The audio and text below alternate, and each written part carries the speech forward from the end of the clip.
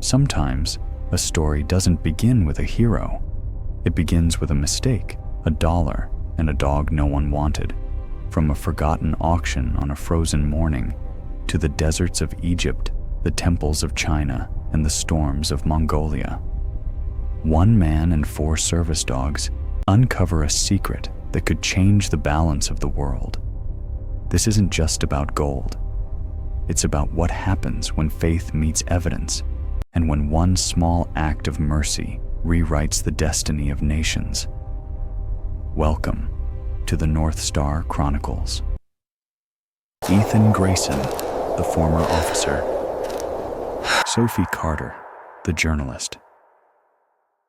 Dr. Layla Ashur, the archaeologist. Ranger, German Shepherd, Maine K9. Nix, Belgian Malinois, K9 Scout. Atlas, Labrador, K9 Medic. Kumo, Akita, K9 Defender. Armin Vartan, the antagonist. Nadia Vartan, the hacker sister. Professor Wang Gui, the stone keeper. Inspector Karim Haddad, the Cairo Every contact. silence hides a story. Abbot Tenzin, the Iron Monk. Captain Ruslan Orlov, the mercenary commander. Diego Alvarez, the logistician. Lianzhou, the keeper of jade. The Conquered Assembly symbolic figure. This council is now in session. At first light, Cairo looked forged rather than built. Minarets hammered from sky, alleyways soldered by steam and spice. Ethan Grayson watched the sunrise skid along domes and lattices like a blade striking sparks, and thought, fitting, for a hunt that begins with gold. Ranger, his German shepherd, rode in the back with his chin on the window ledge, tasting the morning like a sommelier. Diesel, bread, river, hot brass. Beside Ethan, Sophie Carter tracked in short, precise bursts with her camera, then let it fall against her chest so she could look with unmediated eyes. Behind them, the rest of the quartet ghosted along the sidewalk with a hired handler. Nix the Malinois, a live wire wrapped in fur. Atlas the bloodhound, gravity with a heartbeat. Kumo the big Akita mix, calm as a closed fist. Layla's inside, Sophie said, nodding at a wooden door carved with vegetal scrolls. Beit al-Suhaimi. Ethan's mouth tipped. This the part where the museum breathes and the walls start talking? Only if you ask the right question, Sophie said, and rapped twice. The house swallowed street noise. Light sifted through mashrabiyah into honeycombs that floated in the dust. A fountain whispered in a shadowed courtyard, and the air cooled to stone temperature. Dr. Layla Ashur stepped from an inner hall. Early 30s, ink-flecked satchel, a scarf the color of tea leaves. Her eyes were made for palimpsests, seeing what used to be written beneath what pretends to be written now. You made good time, she said, and then, to Ranger, who sat automatically on Ethan's boot, and you brought the honest noses. We came for your plaque, Ethan said, and the trouble behind it. Layla's smile canted. Cairo never disappoints. She led them along a corridor until the smell of cedar brightened. There, set in a wall of pale plaster, a modest marble plaque praised a long-dead patron of repairs. Nothing about it needed attention, except the corners, where 4 tiny rosettes had been pinned with solder that didn't match the era. Layla touched one lightly. When I cleaned this last year, it sang, very softly, like metal remembering its shape. Sophie raised a compact LED panel, bounced it off a white card. Let's see the chorus. Ethan slid a thin, flexible blade beneath the lower edge. He waited for Layla's nod, then eased. Metal clicked against old plaster. The plaque came away like a lid. Behind it, a brass disc rested in a shallow niche. Not simply engraved, engineered. 3 concentric rings, each ring packed with script that changed its mind as you traced it.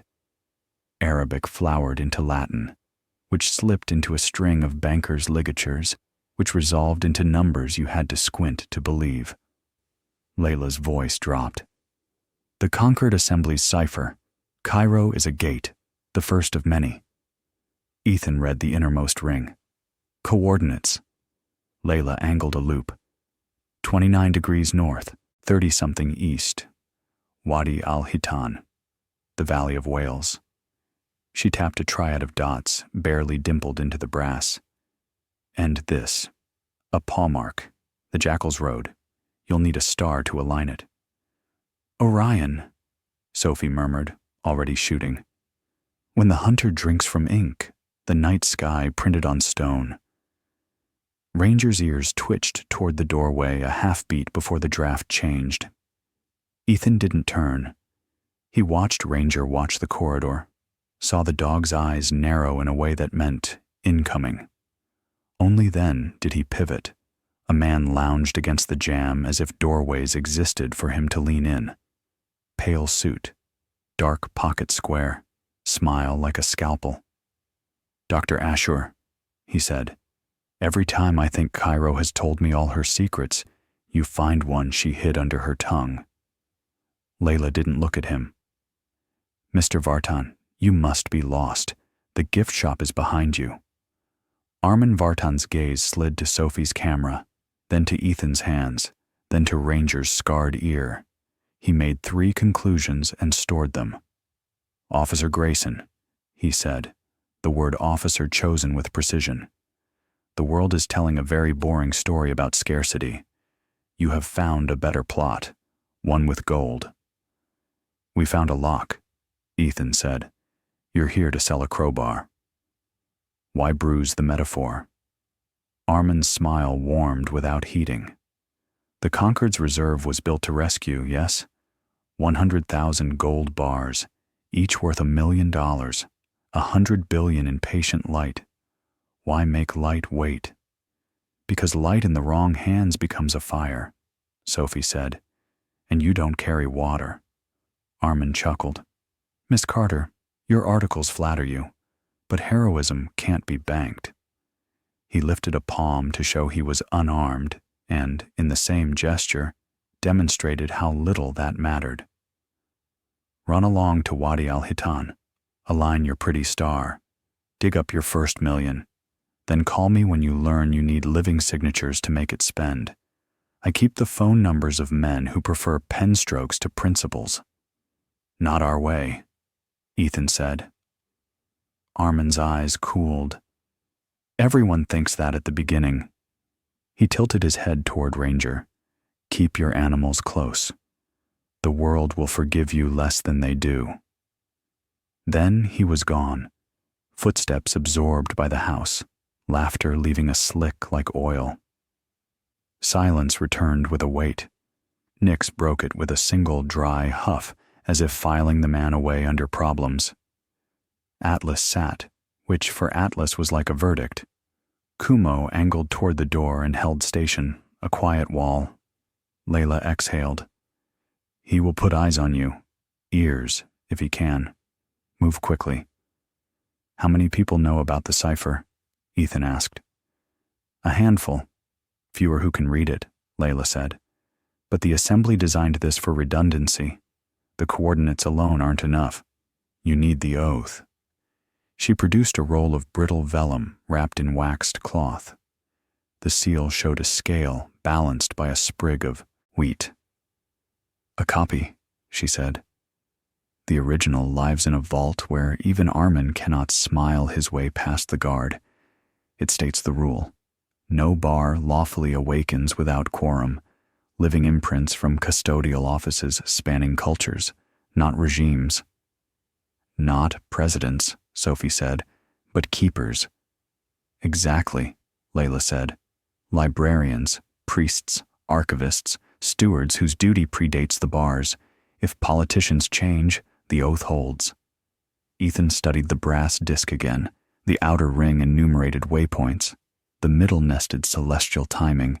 The inner ring whispered numbers, and inside the disc's dead center, a square recess, empty now, promised a place where future hardware might meet elder magic.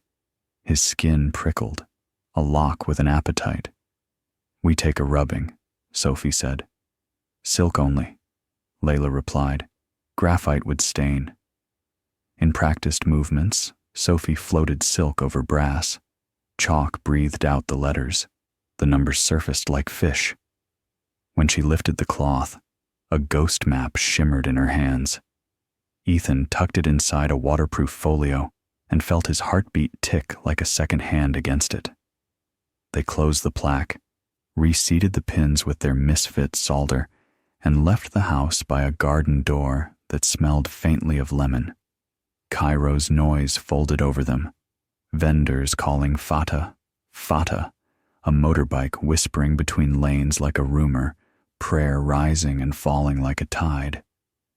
Outside the quarter, under a tin awning, a driver named Sharif smoked and didn't mind the dogs. They loaded quickly. Layla climbed in last and pressed her palm briefly to the folio at Ethan's chest. "The assembly believed in the restraint of tools," she said. "Armin believes in the velocity of appetite.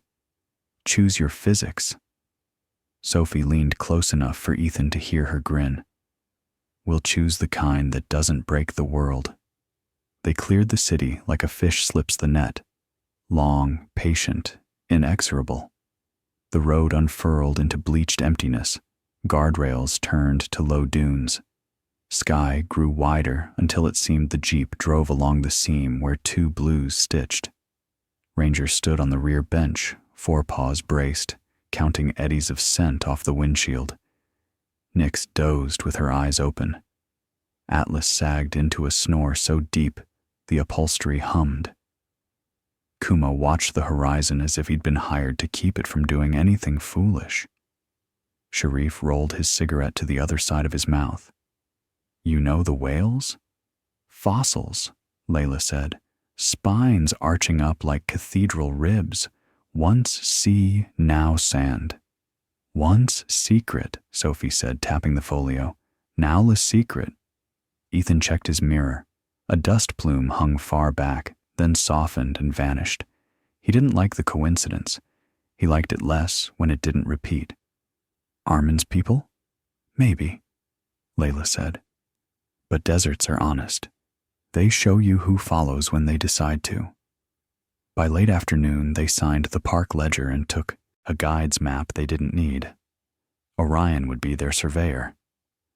They walked the last stretch into a bowl of wind-scoured sand where vertebrae rose from the earth in crescents, each fossil like the heel bone of a giant. The sun bent low. Temperature fell in a rush that made the skin want to be fur. Ranger's gait changed. Ethan let out the 30-foot line and gave a small, open-handed cue. "Search." Ranger quartered the bowl, nose writing in cursive the air couldn't read for itself. He paused over a neutral patch and looked back, ears pricked, asking a question Ethan had learned to hear. "Here?" Ethan knelt, pressed his bare palm to the sand, and felt nothing. Then a ridged coolness, the way a jar lip feels when the world above it has forgotten. "Nyx, sit." "Atlas, easy," Ethan said. He and Layla brushed carefully. After 10 minutes, a ceramic collar showed its shoulder. In another 5, the jar breathed the air again for the first time in, 90 years. Layla softened the pitch seal with alcohol and patience. The lid offered a sigh. Inside, linen. In linen, a gold bar the size of a brick, not mirror bright, muscle bright, the glow of metal worked by hands. In its heart, a square aperture, recessed, bordered by filigree, dark as an unblinking eye. Sophie's breath fogged. 1 bar out of 100,000, she said softly. 100 billion reasons to do this right. Layla unrolled a second bundle, a thin ledger page, names fading, impressions crisp. custodial signets stamped in wax beside titles that did not care which flag flew. Keeper of Steles, Xi'an. Archon of Atalos, Athens. Casus of Lalibela.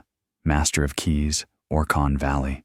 Beneath, a line in French, then Arabic, then English. Release without harm, or do not release at all. Ranger's head snapped toward the ridge. Kumo rose. Nix's ears cut the wind. Ethan looked up and found precisely where a threat should be, a truck idling at a polite distance, two men silhouettes in the cab. Not Armin. Armin would arrive only to collect. These were eyes. "Close it," Ethan said. They sealed absence back into the jar and sanded the earth smooth until only memory knew a thing had happened here. Sophie took one still photograph, vertebrae, horizon, the streak of a first star, with the gold nowhere in sight. By the time the truck's engine coughed and scraped away, the desert looked perfectly innocent again. They camped under the vertebrae's arc. Orion rose with theatrical slowness. When his belt cleared the rim of the bowl, its line extended down the vertebrae and pointed, like a teacher with a ruler, across 3 fossil spines to a shallow, man-laid cairn no bigger than a child's grave. Inside, a second jar, empty but for a lacquered slip. Layla read it aloud. Balin remembers. When the hunter drinks from ink, wake the first keeper. The steely forest, Sophie said. See on. Ethan folded the slip into the ledger and looked around at the circle he trusted. Sophie, who believed that showing the world the truth might make it behave. Layla, who loved old rules enough to argue the world back into them. Nyx, a fuse waiting for a purpose. Atlas, a monastery bell. Kumo, a door that shuts when the wind decides to blow bricks. Ranger, the dog who had learned to read the tilt of Ethan's breath. Somewhere behind them, Armin Vartan set a price on failure. Somewhere ahead, keepers who owed nothing to men like Armin held small, stubborn offices against the weather of history. Ethan slung the folio and the ledger. We leave at dawn, he said. Sophie bumped his shoulder, a quick spark of contact. To Xi'an. To the first signature, Ethan said. He looked at the gold bar's dark pupil and felt, absurdly, as if it were looking back. And the first no the world needs to hear. Ranger lay down with his spine against Ethan's boot, ears open, eyes half closed, the posture of a sentinel who trusts he won't have to be alone. Cairo's heat had been a forge. The desert's night was the quench. Tomorrow would be the tempering, ink, stone, and a door that opened only for hands that meant no harm. They slept in shifts. Orion slid west. When the cold cut deepest, Kumo came and leaned until Ethan's shoulder stopped shivering. Dawn would be a thin coin. They would spend it in airports and on a flight path that curved like a bowstring from Africa to Asia. And if Armin's men boarded the same plane under different names, well, dogs knew the smell of lies, and some doors once chosen do not unchoose you. Ethan closed his eyes 1 minute, 2. He woke to Ranger's nose pressing his palm in the oldest question. Ready? He answered with the oldest answer he knew. Ready. The desert before dawn was a bruise of violet and ash. Wind scraped the dunes like bone on stone, and in the hollow of Wadi al-Hitan, the team of 6, 3 humans and 3 dogs, moved in single file through silence so deep it felt sacred. Ethan walked point. His silhouette looked carved, not drawn, every muscle quiet but ready. Behind him, Sophie kept pace with her camera harnessed to her chest, one hand resting on Nyx's leash. Layla followed with Atlas and Kumo, both panting softly, their breath little ghosts in the cold. Ranger led the way untethered, nose low, tail stiff, cutting a clean trail toward the ridge. He stopped suddenly and gave a single sharp bark. the kind that meant found something, not sure what yet. Ethan froze. "Talk to me, boy." Ranger's ears flattened. The dog crouched low, eyes locked on a patch of sand that shimmered oddly, like glass. Layla knelt beside it, brushing gently with a gloved hand. Beneath the surface lay a half-buried brass plate, twin to the one in Cairo, except cracked down the center. Symbols burned into its face, the same spiraling cipher of the Concord assembly, but the inner ring had been scored out violently, as though someone didn't want it read again. "Someone's been here," Sophie whispered.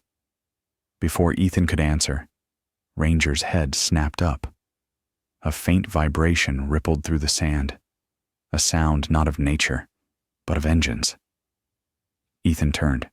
Dust plumes, 3 of them, rising fast over the ridge. "Trucks," he muttered. "Vartan's men." Layla's eyes widened.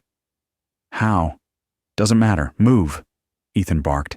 They sprinted for cover among whale fossils, stone ribs jutting from the sand like broken ships. Ethan dropped to one knee, drawing his sidearm. Sophie dove behind a vertebra with Nix. Layla crouched low, clutching Atlas's collar. Kumo stood guard, hackles raised, silent thunder ready to break. The first truck crested the ridge, headlights slicing through the pre-dawn haze. Black paint, tinted windows, no markings. Armed men spilled out, 5, maybe 6, faces wrapped in scarves, rifles slung across their chests. One shouted in Arabic, "Find the plaque! Bring the dogs alive!" "Not happening," Ethan muttered, checking his magazine. He nodded once toward Ranger. "Guard, hold." The German shepherd's body stiffened like drawn steel. Gunfire broke the dawn. A burst of sand exploded near Sophie's shoulder. She ducked, hard hammering. Nix growled low, trembling with restrained fury. Ethan fired twice, clean, efficient, dropping one man behind a dune. Another opened up with automatic fire, bullets shredding the fossil's edge. The echo turned the desert into thunder. Layla screamed as a bullet clipped the rock beside her. She crawled toward Ethan, clutching the cracked brass plate. "We can't lose this!" "Then keep it close and stay down." Ethan barked back. Ranger lunged suddenly, sprinting across open ground like a shadow, on legs. A sniper atop the second truck aimed, too late. Ranger hit him full force, teeth finding the man's wrist, dragging him down into sand and smoke. The rifle fired once, harmlessly into sky. "Good boy," Ethan shouted, moving to flank. Sophie exhaled hard, switching her camera to video, instinctively filming the chaos, the dunes, the muzzle flashes, the streak of Ranger against the wind. Nix strained at the leash, whining to join. Ethan gestured, "Release." Sophie unclipped her. The Malinois bolted, a golden blur cutting low across the sand. She reached the truck, leaping up the hood and into the cab through the broken window. Screams followed. Seconds later, the engine coughed and died. She'd bitten through the ignition cable. Layla crawled to Sophie, breath ragged. "You're filming this?" "If we don't make it," Sophie gasped, "someone has to know." The wind howled, dragging sand into whirling curtains. Visibility fell to meters. The fight turned blind. A shot whistled past Ethan's ear. He spun and fired back. The assailant dropped, disappearing beneath a dune's sliding edge. "3 left," he called. "2," Sophie corrected. Nix had taken another down. Kumo lunged next, intercepting a man trying to flank from the right. The Akita hit like a truck, knocking the rifle wide. Ethan followed the motion, boot kicking the weapon away, cuffing the attacker hard across the jaw. But the last man, taller, steadier, stood by the third truck, raising something heavier. Not a rifle, a grenade launcher. "Down!" Ethan roared. The blast bloomed orange against the dawn, ripping into the sand 20 meters ahead.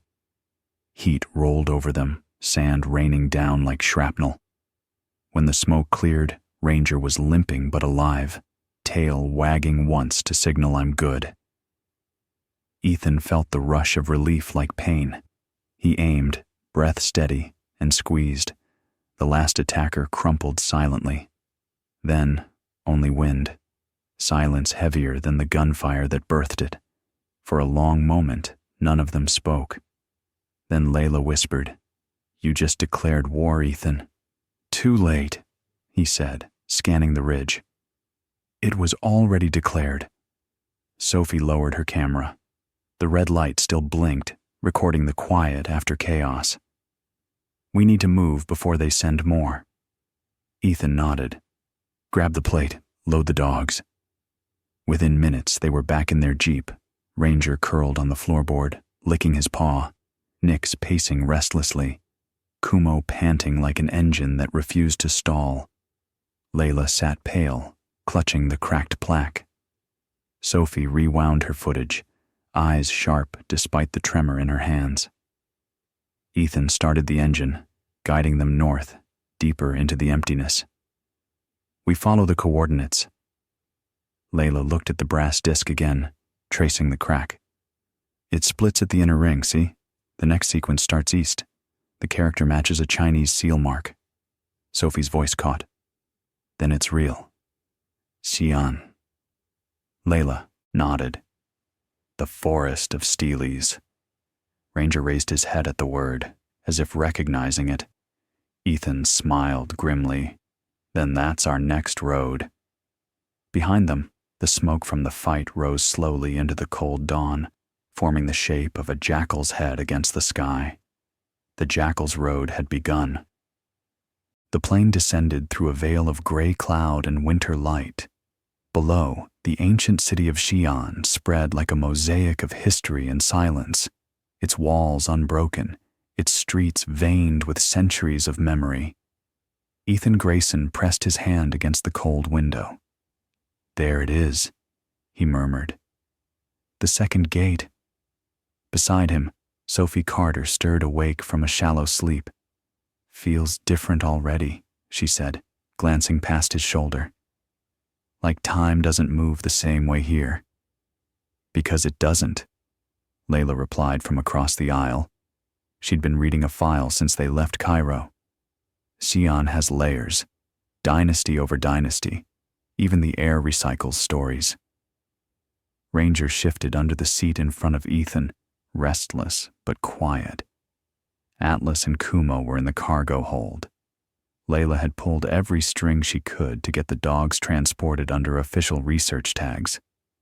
As the plane landed, Sophie whispered, "Let's hope our next clue doesn't explode this time." Ethan smiled thinly. "Hope's good, but let's count on planning." Arrival in Xi'an. At customs, the guards eyed the paperwork suspiciously, but eventually waved them through. Outside, the cold bit sharper than Cairo, a clean mineral air tinged with coal smoke and incense. They were met by Professor Wei Ming, curator of the Forest of Steelies Museum, a tall man in his 60s, with ink-stained fingers and the calm eyes of someone who'd spent decades listening to stone. "Dr. Ashore," Wei greeted, shaking Layla's hand warmly. "The assembly's shadow reaches far. You shouldn't have come." Layla replied softly, "We had no choice. The second inscription points here." Wei's gaze drifted to Ethan and Sophie, then to Ranger. "And you brought soldiers and hounds. That means your shadow followed you too." "Vartan," Ethan said simply. Wei sighed. "Then we must move quietly. Come." The Steely Forest. They entered the museum complex as dusk fell. The Forest of Steelies was not a forest at all, but a vast courtyard of 2,000 stone tablets, each carved with texts from every dynasty imaginable: Confucian classics, Tang poetry, imperial decrees. Frost glittered on their surfaces like breath turned to glass. Wei walked slowly among them, lantern in hand. The assembly used these stones as a vault. Their cipher was carved into one stele, but disguised among thousands. To find it, you need to read the rhythm, not the words. Rhythm? Sophie asked. Every dynasty wrote differently, Wei said. Calligraphy is tempo. The Concord's mark is not linguistic, it's musical. When you find the note that doesn't belong, you've found your door. Layla nodded. That matches the Cairo brass disc. The next layer's hidden in verse. They split up, fanning through rows of stone under the dim glow of the lanterns. Ranger padded beside Ethan, nose twitching.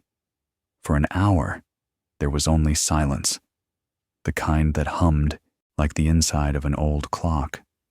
Then Ranger stopped at a tall stele marked with dragons curling around its sides. He pawed the base once, then sat. Ethan knelt. The characters on the lower corner were unlike the others, newer, smoother, cut with precision tools, not hand chisels. Layla and Wei hurried over. You found it, Wei whispered. Look, see this curve? The assembly's sign, the double helix of truth. Sophie switched her camera to infrared mode. Lines invisible to the eye began to glow, circles and arrows etched beneath the surface. Layla's breath caught. Coordinates again. But this time, they're moving. They update with time. Ethan frowned. How does stone update? Wei exhaled. Not stone. Light. The stele is coated with rare oxide that reacts to humidity and starlight. When Orion crosses zenith tonight, the message will shift to reveal the true direction. Sophie looked up. And that's when we get our next destination? Yes, Wei said gravely. But you'll have watchers. The assembly was not the only one who left their mark here. The assassins' arrival. That night, they camped in the scholars' quarters behind the museum. A thin fog rolled in from the Wei River, cloaking the city in pearl-gray stillness. Ethan checked his weapon, then set Ranger near the door. First watch, he said. Sophie leaned against the window frame, typing notes into her recorder. How many people know about this now? Too many, Ethan said. And one of them wants to make sure we don't see morning. Layla looked up sharply. You're serious? I can smell it, Ethan replied. And so can he. He nodded toward Ranger, who was growling softly at the empty hallway. Seconds later, the glass shattered. A throwing knife buried itself in the wall inches above Sophie's shoulder. Down, Ethan shouted, pulling her to the floor. Another blade hissed through the window, followed by the shadow of a man vaulting through like smoke. He landed silently. Black clothes, silk mask, movements too smooth to be improvised. His eyes were pale gold in the moonlight. The Vartan sends his regards, the assassin said in crisp English. Ethan fired once, but the man moved like mercury, disappearing behind a pillar. The bullet cracked stone. Layla, get cover, Ethan barked. Sophie crawled behind the desk, grabbing her camera. It was still recording. Ranger, go! The German shepherd launched forward, a streak of fury and discipline. The assassin slashed once. Ranger twisted mid-air, teeth closing on his arm. A shout of pain cut through the night. Ethan lunged next, tackling the man into a bookshelf. Papers and ancient maps exploded into the air. The assassin kicked him back, blade flashing. Ethan caught it on his forearm, hissed, and countered with a punch to the ribs. The fight turned brutal, close, personal. Wood splintered, air thick with dust and sweat. Sophie ducked, watching, through the camera's screen as chaos unfolded. Ethan, your left, she yelled. Ethan pivoted, deflecting a downward slash. The knife clattered across the floor, spinning to a stop beside Ranger's paw. The dog barked once and kicked it away. The assassin stumbled, panting, cornered. Then, with terrifying calm, he smiled. You don't even know what you're protecting. The gold, the oath, they're not salvation, they're leverage. Ethan leveled his gun. Guess we'll decide that after you're gone. The man's eyes flickered toward the window. Too late. He hurled a smoke pellet and dove backward into the fog. When it cleared, he was gone. Only a faint scent of sandalwood and steel lingered. Layla rushed to Ethan's side. "You're bleeding!" "It's nothing." He checked the wound, shallow. "More important, did he take anything?" Sophie looked through the mess of papers. "No, but he left something." She held up a small folded slip of red silk tied with gold thread. On it, written in elegant brushstrokes, "When the dragon wakes, the sea will open. Find the keeper of jade. Shanghai." Ethan exhaled slowly. So much for one quiet night. The changing stone. By dawn, they returned to the forest of Steelies. The fog had thinned, replaced by cold sunlight that made every tablet glow. Wei was already there, lanterns extinguished, eyes fixed on the dragon Steely. "The light has shifted," he said. "The inscription moves only once every century. Tonight was the first time since 1925. Sophie lifted her camera. "Show us." Under the rising sun, the grooves along the dragon's body flared faintly blue. Symbols rearranged themselves, forming a single line in multiple scripts: Chinese, Greek, Arabic, English. Layla read aloud, voice trembling. 3 gates guard the gold. The first is memory, the second is truth, the third is mercy. Wei added softly, "Below it, see the mark? A seal of jade. Shanghai's Maritime Archive. That's your next step." Ethan nodded grimly. "And Vartan's assassin will be there first." Layla looked toward the horizon, where trains and highways stretched east. "We can't outrun him forever." "We don't have to," Ethan said. "We just have to reach the truth before he corrupts it." Ranger sat beside him, tail brushing the frozen ground, eyes fixed on the far distance, as if already seeing Shanghai's harbor lights through the haze of time. Sophie switched off her camera. "Then let's start running toward the next miracle." They left Xi'an at noon, snow flurries trailing their convoy, the city walls fading behind them. The forest of Steelies returned to its silence, holding one less secret than before. But somewhere in its stone veins, an echo remained, low, patient, inevitable. The song of the second gate. Shanghai did not sleep. It pulsed. The skyline was a lung made of glass and light, breathing in the fog that rolled from the Huangpu River. Cargo ships crept through the mist like ghosts towing worlds. From their hotel window, Ethan watched the city glitter, so alive it almost masked the danger stalking beneath. Sophie leaned on the sill beside him, camera slung to her chest. "This place feels like a memory pretending to be new." "Shanghai always does," Ethan said. "You can rebuild a skyline, but not the ghosts." Layla was on the bed, cross-legged with her laptop, running scans of the cracked brass plate from Xi'an. Ranger dozed by the door. Kumo snored softly under the desk.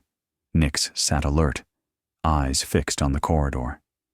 "The coordinates point here," Layla said. "The Maritime Archive, Dock District 7.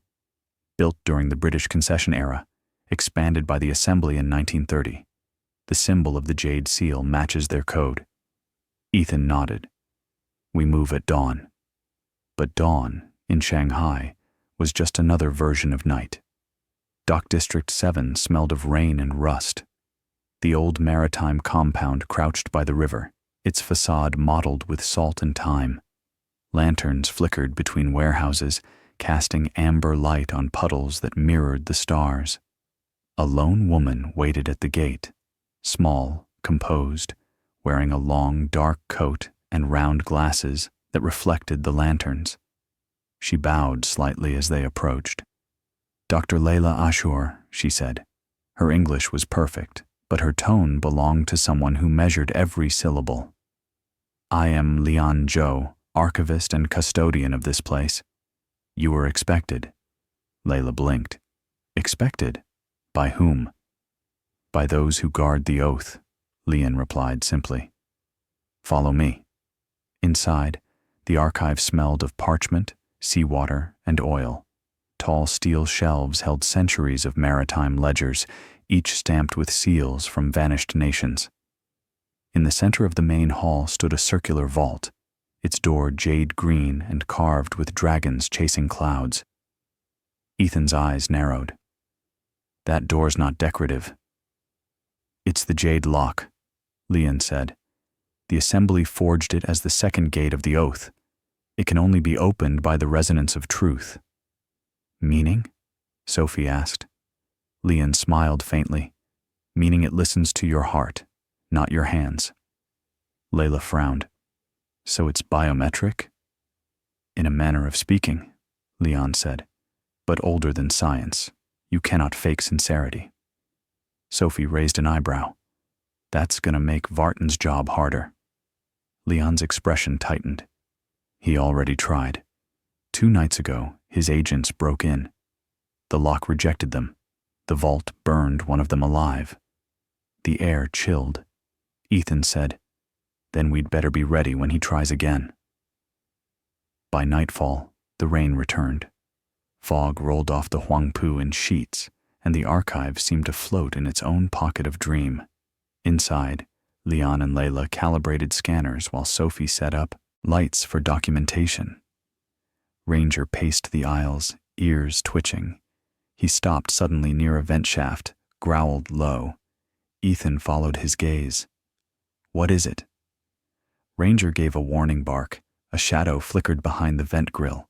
Then, click. Power died. Darkness swallowed the archive. Positions, Ethan snapped. Flashlights flared on. Through the fogged glass of the upper windows, silhouettes dropped on ropes. 5, 6, maybe more. Armed. Efficient.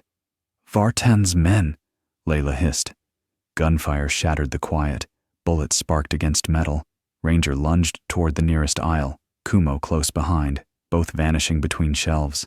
Sophie dove for cover, dragging Layla behind a crate. They're cutting the exits. Let them, Ethan growled, racking his weapon. We'll hold them here. The first intruder hit the floor running. Ethan fired. 1 shot, clean to the shoulder. The man spun, fell, dropped his rifle. Another appeared on the balcony, spraying bursts downward. Nick sprinted up a stairwell railing like liquid fury, leaping midair, knocking him backward over the edge. The crash echoed through the hall. Leon ducked behind the jade vault, pulling a lever hidden beneath the floor tiles. A hum filled the room, the sound of ancient machinery awakening. The lock is active, she shouted. We have 1 minute to align it before it seals. Do it, Ethan yelled. Layla scrambled to her side, both working fast, turning circular inscriptions, adjusting the rings until the inner core began to glow faintly green. A grenade clinked against the floor, rolling toward them. Ranger! The dog sprinted, grabbed the grenade in his jaws, and hurled it through the broken window. A second later, the explosion lit the fog outside like lightning. Ethan's heart seized, but Ranger emerged from the smoke, coughing, tail wagging weakly. Sophie's eyes filled. Good boy! Oh my God! Kumo roared, a deep, primal sound as another mercenary charged. Ethan turned and fired 3 quick rounds. The man collapsed, rifle clattering. 30 seconds, Leon cried. Layla's fingers danced across the dials. It's aligning. Almost. Then came the voice, smooth and cruel as oil. Don't rush, Dr. Ashur. You might open something you can't close. Armin Vartan stepped from the shadows of the mezzanine, suit immaculate despite the rain, pistol silenced and steady. Ethan, he said, smiling, Still chasing myths instead of owning them? Still killing people who stand between you and your mirror? Ethan shot back. Vartan chuckled. I offer you a deal. Walk away, give me the key, and I let your dogs live. Ranger growled. Sophie rose behind a crate, camera pointed. Smile for history, Arman. He fired. Glass shattered inches above her head. Last warning, Vartan said coldly. Open the lock, or everyone here dies. Leon stepped forward, calm as water. The lock opens only for truth, Mr. Vartan. You wouldn't survive it. Then I'll let my money speak for me. He signaled his men. Kill them. Gunfire erupted again. Ethan dove, returning fire. Sophie crawled to cover Layla. Nix and Kumo flanked right, tearing through the shelves like thunder. Layla's hand slammed the final dial into place. Now! The jade door pulsed once, then bloomed open with a sound like breathing. A wave of emerald light rolled through the room. Every metal weapon in sight turned searing hot. Vartan's men screamed, dropping rifles.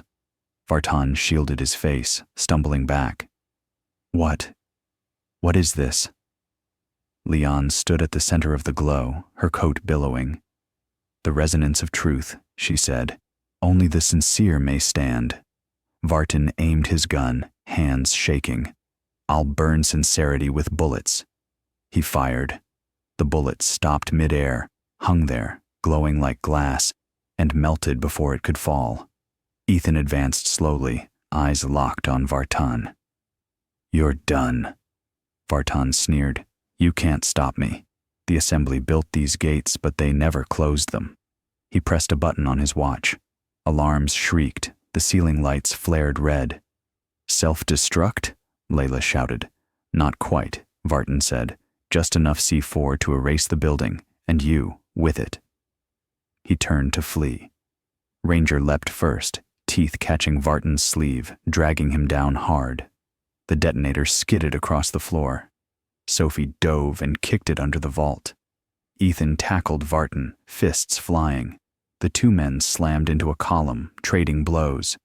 Vartan's blood sprayed across jade tiles. You think you're saving the world? Vartan hissed. You're just protecting the leash that keeps it docile. Maybe, Ethan grunted, but some leashes stop beasts from eating everyone. He drove his elbow into Vartan's jaw. The man fell, dazed. Layla, Ethan shouted. Can you disarm it?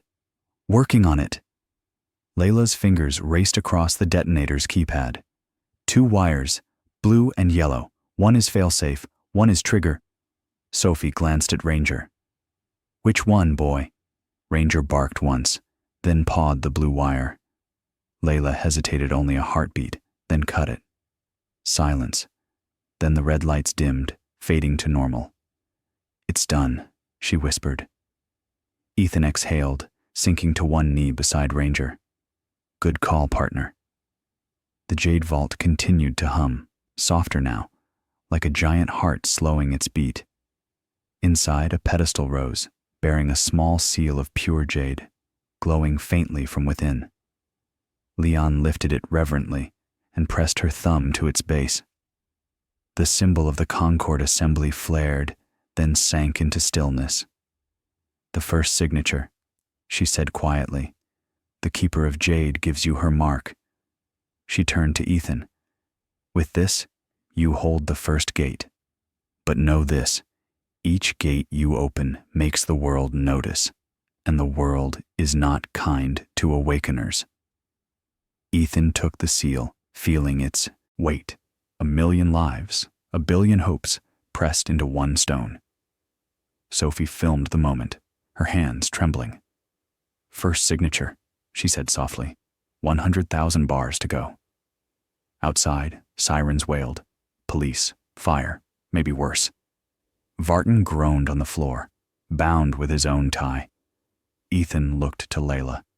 We move, now. They left through the eastern exit, the jade seal hidden under Ethan's jacket. Ranger limped slightly but kept pace. The sky above the harbor was splitting with lightning. As they crossed the wet docks, Sophie turned once to see the archive behind them, its green glow fading into the mist swallowed by rain. Layla whispered, "2 gates down." Ethan answered without looking back, and 1 step closer to hell. Morning came like a held breath released.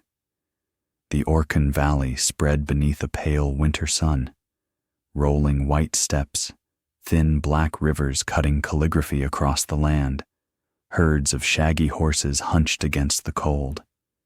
Wind moved the grass in slow waves under the snow crust.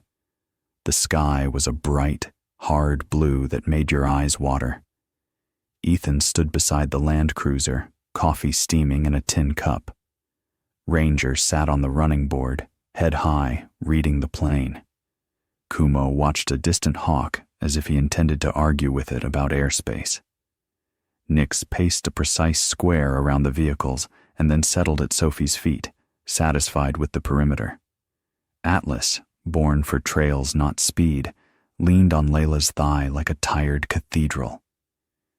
"Peaceful," Sophie said, lifting her camera for a wide establishing shot. "Like nothing bad could happen here." "That's usually the cue," Ethan said. He sipped once more and capped the cup. "Let's move." Layla unfolded the rough chart they'd pulled from the Jade SEALs base in Shanghai, etched coordinates married to an old Turkic inscription. "When iron prays, the 3rd gate listens."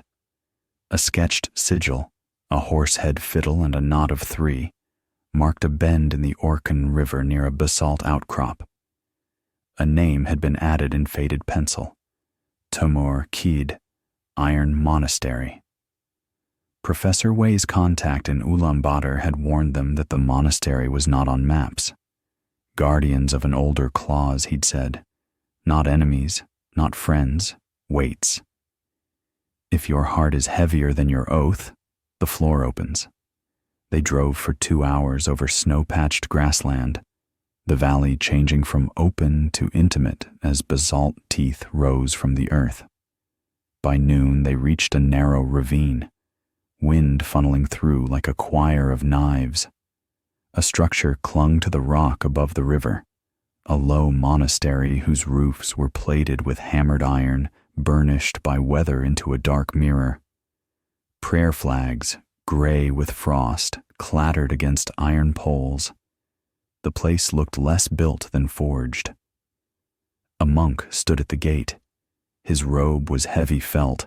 His shoulders were broader than Ethan expected. The man's hair was shaved close. He had the face of someone who could lift an anvil and then read poetry to it. "Travelers," he said in Mongolian. Leon's colleague in Shanghai had equipped them with a translator earbud. Layla answered in careful phrases. "We follow an oath, and it leads to your door." The monk's gaze passed over each of them and stopped on the dogs. Ranger met the stare without a blink. The monk nodded, almost respectfully. "The oath remembers dogs. Enter." They were led through a courtyard where iron bells hung like sleeping moons. The air smelled of coal and juniper. Inside the main hall, iron ribs arched overhead. The floor was black slate, veined with old welds. At the far end, a figure waited on a low dais, an abbot with a weathered face and eyes like coals that hadn't forgotten heat. "I am Abbot Suk," he said. "The iron monks have held the 3rd gate since the assembly drew breath. The gate listens when iron prays. Your metal will be weighed." Ethan took the jade seal from inside his jacket and placed it on a felt cushion the monk set before the dais. The seal glowed faintly, as if recognizing context. "We need the 3rd signature," Ethan said. "We'll honor the oath's cost." "The cost is simple," Suk replied. "Hold your truth when it burns, and share your gold when sharing hurts." He bowed his head to a monk at his right, young, hawk-nosed, eyes bright with edge. "Brother Batsai Khan, bring the ledger." Batsai Khan moved with a fighter's grace. He placed a thin, iron-bound book on the cushion beside the jade seal. Within, hammered pages bore names in many scripts and the circular scars of signets pressed into warm metal. Layla's breath caught. It matches the Cairo copy. This ledger is original. Original, Suk confirmed. But a ledger is not a door. The door stands under the sky. He rose and led them out to a narrow balcony hewn from the cliff. The Orkhon River glittered below. Beyond the monastery, the steps ran to the world's rim. Suk set his palm on a black iron wheel embedded in the railing. He whispered a line of Old Turkic, then turned the wheel. Under the balcony, gears groaned. The floor vibrated. Far below, a circle of iron plates arranged like petals began to stir in the snowfield, rising, aligning, folding into a ring large enough to halo a yurt. The prayer begins, Suk said. When the wind turns and the iron hums at one pitch, the gate opens. That is when we listen to hearts. How do you listen? Sophie asked. Suk looked at her the way a smith looks at ore. With risk. The wind shifted. A low tone rolled up from the ring below, deep, resonant, like a whale's song translated for mountains. Ranger stiffened. Nix stood, point locked at the stairwell. Kumo's hackles lifted. Ethan felt it a half-second later. A vibration not in the iron but in the air. Rotors. He looked up. 2 matte black helicopters crested the basalt spine, snow whipping from their skids. The lead bird had its doors off. Men in winter armor stood braced inside with rifles down and helmets up. "Get inside!" Ethan snapped. Bullets hammered the iron roof. The sound was a cymbal crash without end. Abbot Suk did not flinch. "Brother Batsaikhan!" The young monk sprinted for a lever and threw it. Iron shutters fell over the balcony openings like guillotine teeth. A monk struck the great bell 3 times. The notes sank into stone. "Vartan," Ethan said. Suk's jaw went tight. "Your shadow has teeth. Brother Batsaikhan, ready the gate. We complete the prayer even if it costs us." The monastery shook as one helicopter set down in the ravine. The other circled, suppressing. Dust and powder snow poured through seams in the shutters.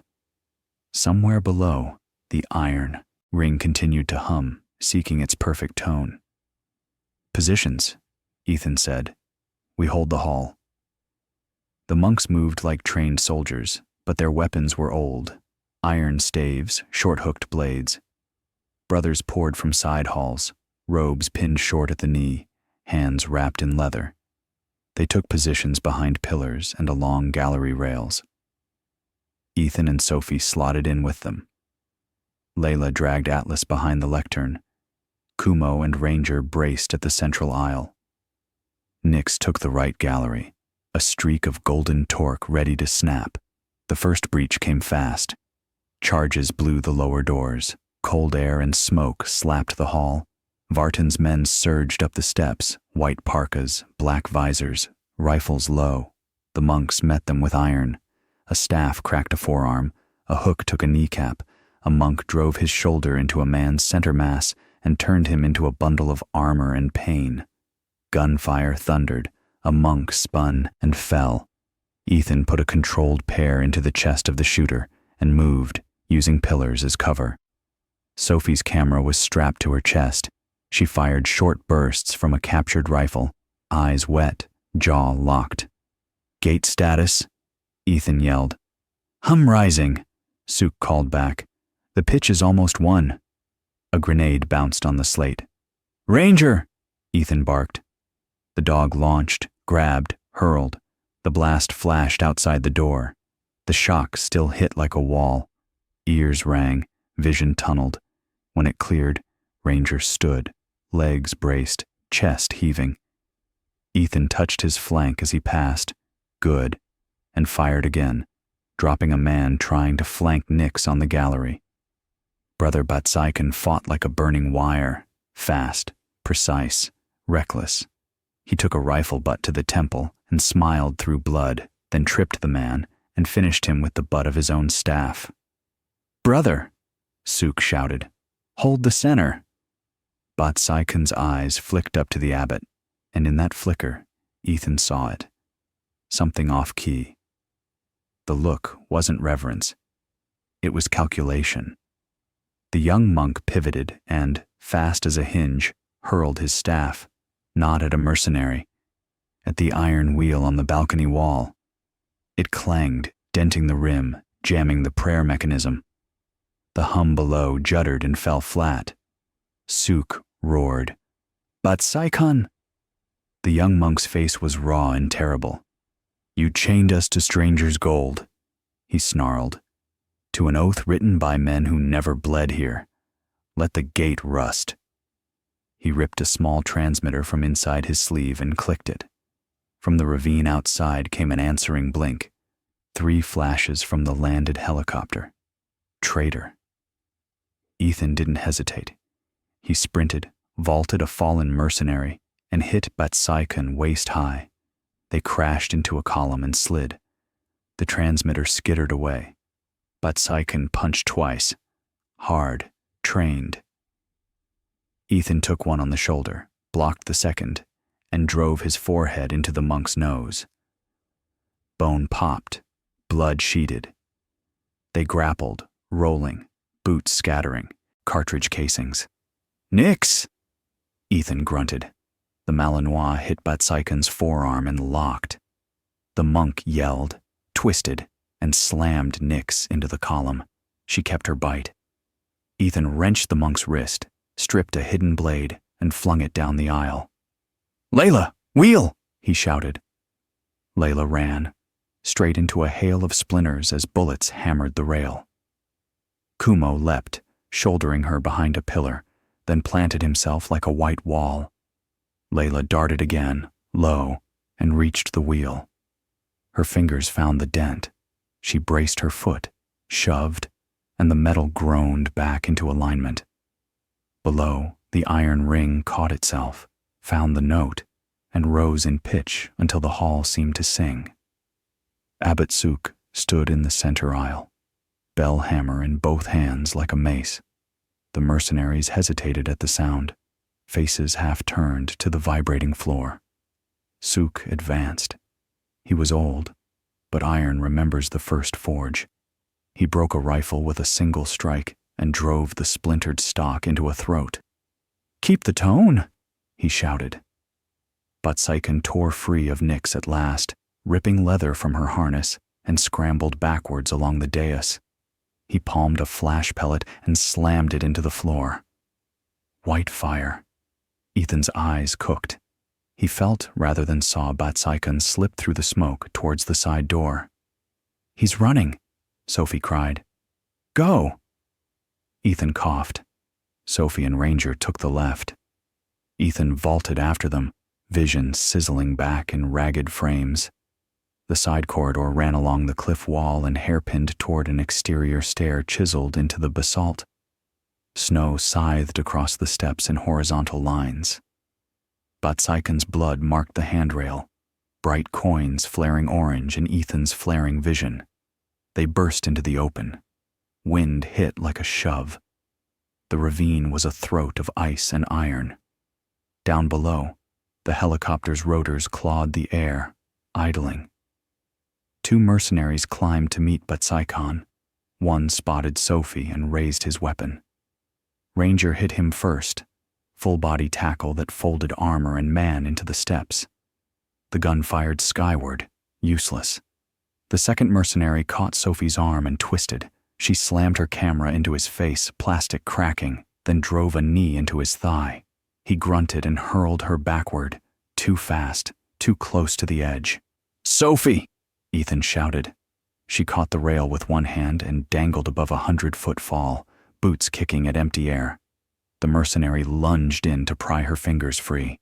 Ethan fired once, clean through the thigh. The man screamed and collapsed, sliding down the ice into Ranger's waiting teeth. Batsaikan reached the lower landing, waved frantically at the helicopter, and turned to face Ethan with something like pity. You don't understand, he yelled over the wind. The oath is a leash. Our people starve so bankers can sleep. Cut the rope. Then sign to feed them, Ethan shouted back. That's what the gate is for. But Saikon shook his head. The gate is a trick, and I won't be the hand that tightens it. He threw another pellet, this one a smoke flare that billowed thick green. In that instant of cover, a third figure stepped from behind the tail boom. The assassin from Sion, silk mask now black with frost. He moved like water poured downstairs. Sophie had just hauled herself up when he reached her. He locked her in a gooseneck hold, blade under her ear, eyes the same pale gold. Trade, he said to Ethan.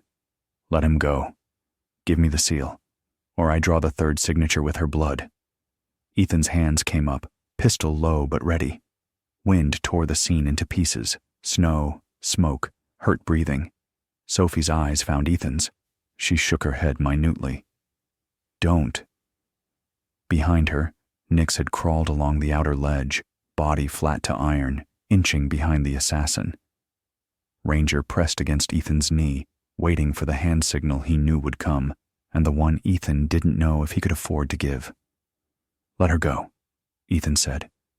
Seal, the assassin replied. Layla's voice cut faint from above. We can't lose both. Ethan. Abbot Sook's bell struck again. The iron ring's pitch peaked, pure, total. The air felt electrified, every hair lifted. The third gate was opening. The monastery itself hummed with yes. The assassin felt it too. He flinched, eyes flicking toward the humming ring beyond the cliff's lip. Nix chose the microsecond. She launched, silent, surgical, aiming for the wrist with the blade. The assassin moved faster. He pivoted, rolled his shoulder, and turned Nix's momentum into a throw. The Malinois hit the stair hard, slid, claws scrabbling for purchase. Sophie used the moment to stomp the assassin's foot and rip sideways. The blade nicked her jaw, blood sprang bright. She tore free, half free, and the assassin's arm locked around her waist. He didn't stab. He stepped backward with her, off the stair. They fell together onto the helicopter skid. The pilot spooled power, snow cycloned. The assassin slapped the fuselage twice. The helicopter rose, rotor wash ripping winter into smoke. Sophie! Ethan lunged, catching air and nothing. Ranger leapt and smashed back against the railing, yelping as his shoulder caught iron. Sophie's face was pale and fierce above the black mask. She wrenched her camera free, jammed it into the assassin's chest, and screamed over the rotors, I will show them. Then the helicopter banked, skimming the ravine, and shot down valley like a hawk with a kill. Ethan stood frozen on the stair for a heartbeat that felt like a life. Then he turned, jaw set so hard it shook, and ran upslope into the storm. Back in the hall, the fight had slowed. Vartan's men, hearing the iron's impossible song, seeing bullets warp in sound, had begun to falter. A few threw down weapons and ran. Some lay still. Abbot Sook sank to one knee among them, breathing hard. Blood ran from a cut across his brow. The gate, he said, voice hoarse. The third listens. Layla had the jade seal ready. Her hands shook. Ethan placed his palm over hers for a second, stopping the tremor. They took Sophie, he said tightly. We're getting her back. Sook looked at Batsaikon's transmitter lying cracked on the slate. His face emptied of anger, leaving only grief. We weigh ourselves and sometimes find treachery in the pan. He rose, turned to the central iron dais that had lifted into place as the hum peaked, and drew from within a chamber a small iron sigil, a ring inset with a shard of meteorite. He pressed it to the jade seal. A harmonic shimmer passed through both. The ring left a dark imprint in the seal's heart, like a star impressed into ice. The third signature, Sook said. He placed the ring in Ethan's hand, closing Ethan's fingers around it. A fragment of sky iron. The Concord gave it to us when they asked us to hold the gate. Now we give it back, with a condition. Name it, Ethan said, knuckles white. When you wake the gold, you will feed not only nations but pastures, Suk said. Not only cities but herds. The assembly forgot that food doesn't come from vaults. Let their rescue build wells in ground, not just in banks. Ethan nodded once. Done. Suk's eyes softened, then sharpened again. The helicopter turned south. If they follow the old smuggling route, they'll make for a Soviet-era fuel depot near the Chinese border, Bulgan Pass. The monks used to trade salt there. Now thieves trade everything. Layla had a map half opened already. Ranger nosed the paper, finding the pass by smell or providence. Nix limped to Ethan's side, eyes burning apology and fury. Ethan crouched and took her head in both hands. We try again, he said. We try smarter. He straightened. Snow swirled through the hall as the shutters creaked open. Outside, the valley's blue had deepened to iron. Somewhere, a helicopter was a black dot against a white world, carrying someone who believed in showing the truth even when it cut. Fuel, food, rope, cold weather rigs, Ethan said. 5 minutes. Layla closed the map. And after we get her? Ethan looked at the iron ring still humming. He didn't smile. Then we go to Lalibela and Athens and every gate the oath calls. We finish this. He picked up the jade seal and the sky iron ring. The third gate's hum settled into a steady undertone, like a distant engine that would not stall. Atlas shook himself and sneezed. Kumo shouldered the door open with a grunt. The peaceful morning was gone. The valley was no longer a promise. It was a runway. They ran. The road to Bulgan Pass was a vein cut through ice. By mid-afternoon, the Orkan blue had turned to slate.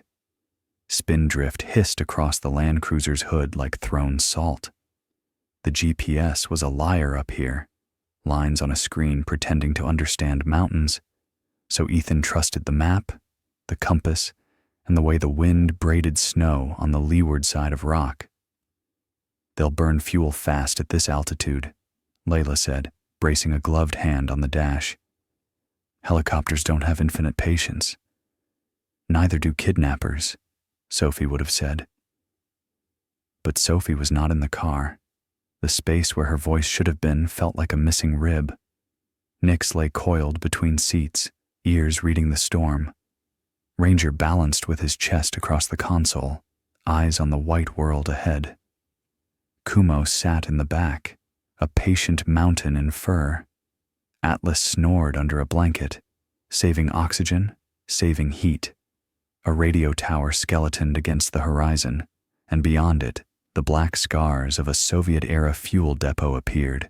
6 half-buried tanks, a rusted gantry, torn cable lines running to a busted lift cradle across a ravine.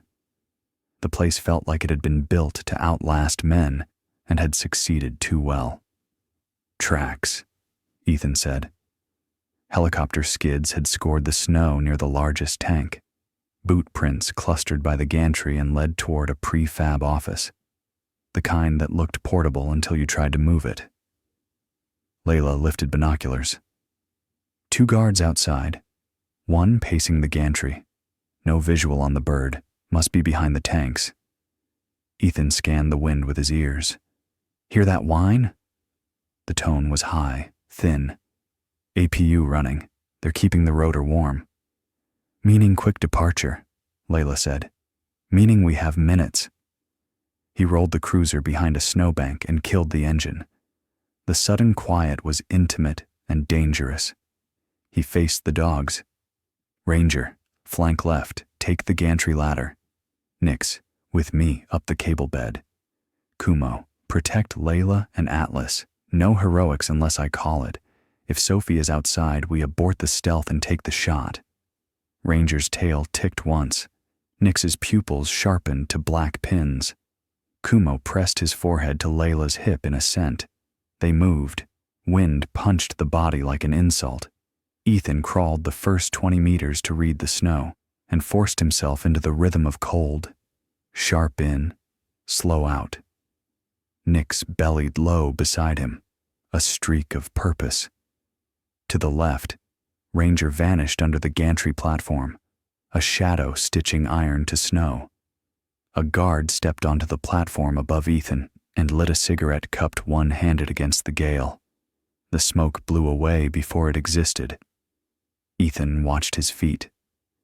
The man's rhythm was bored, bored alert, bored alert, a cadence you could dance under. Ethan rose through the ladder gap and took him clean. Hand over mouth, elbow to throat, lower, lower. Lay him down. Nix went for the pacing guard at the far end. She timed the crunch of her paws to the scream of the wind, hit him behind the knee, and silenced him with a snarl against his weapon hand. Ranger vaulted the last rungs and shouldered open the office door. Inside, empty except for a metal desk, a dead radio, a line of hooks holding industrial harnesses, and Sophie. Not physically. Photographs. 3 shots taped to the wall in a vertical column. 1. A close-up of the depot's warning sign with the letter B scratched. 2. The gantry from a low angle with a circle drawn around a broken cleat. 3. The lift cradle with a red X beneath one pulley. Sophie's code. The journalist's way of leaving a breadcrumb trail under a captor's nose. Ordinary frames that, in sequence, spelled an instruction. Layla slid in, breath stuttering. She was here. Ethan's mind mapped. B, broken cleat, X under pulley. Rote, he said. She's telling us the B tank, the cleat's safe to step, the X pulley is rigged to fail. Booby-trapped, Layla said. For them, Ethan replied, if we are where she hoped we'd be. A low chop intensified beyond the tanks. Rotor wash through snow in nervous ghosts. Ethan peeked through the office slit window. The helicopter sat in a scooped-out hollow, idling. 3 men loaded crates. A 4th hauled Sophie across the snow with a rope at her wrists. Her face was bruised but unbowed. When she stumbled, she laughed, something sharp and defiant the wind couldn't claim. Positions, Ethan said. We do this like a heist and a rescue had a child. He sketched with words. Ranger would take the cable trench and cut behind the bird. Nix would race the gantry, leap to the lift cradle, and ride the old cable across the ravine, then anchor on the far side. Ethan would climb the gantry, swap the X-marked pulley line for a dead man hitch, and control their trap. Layla would cover with a rifle from the B-tank catwalk and call wind. Kumo stays, Layla said. Kumo protects you, Ethan said. I'll need you alive to yell at me later. Layla squeezed his arm once, fierce and brief. Bring her home. Wind went from insult to fist. Time tightened to an outline you could cut yourself on. Ethan climbed. Metal screamed under ice. His gloves welded, peeled, welded again. He reached the X pulley and saw Sophie's handwriting in the frost. Not yet. Etched with a fingernail. She'd known he would aim for the obvious.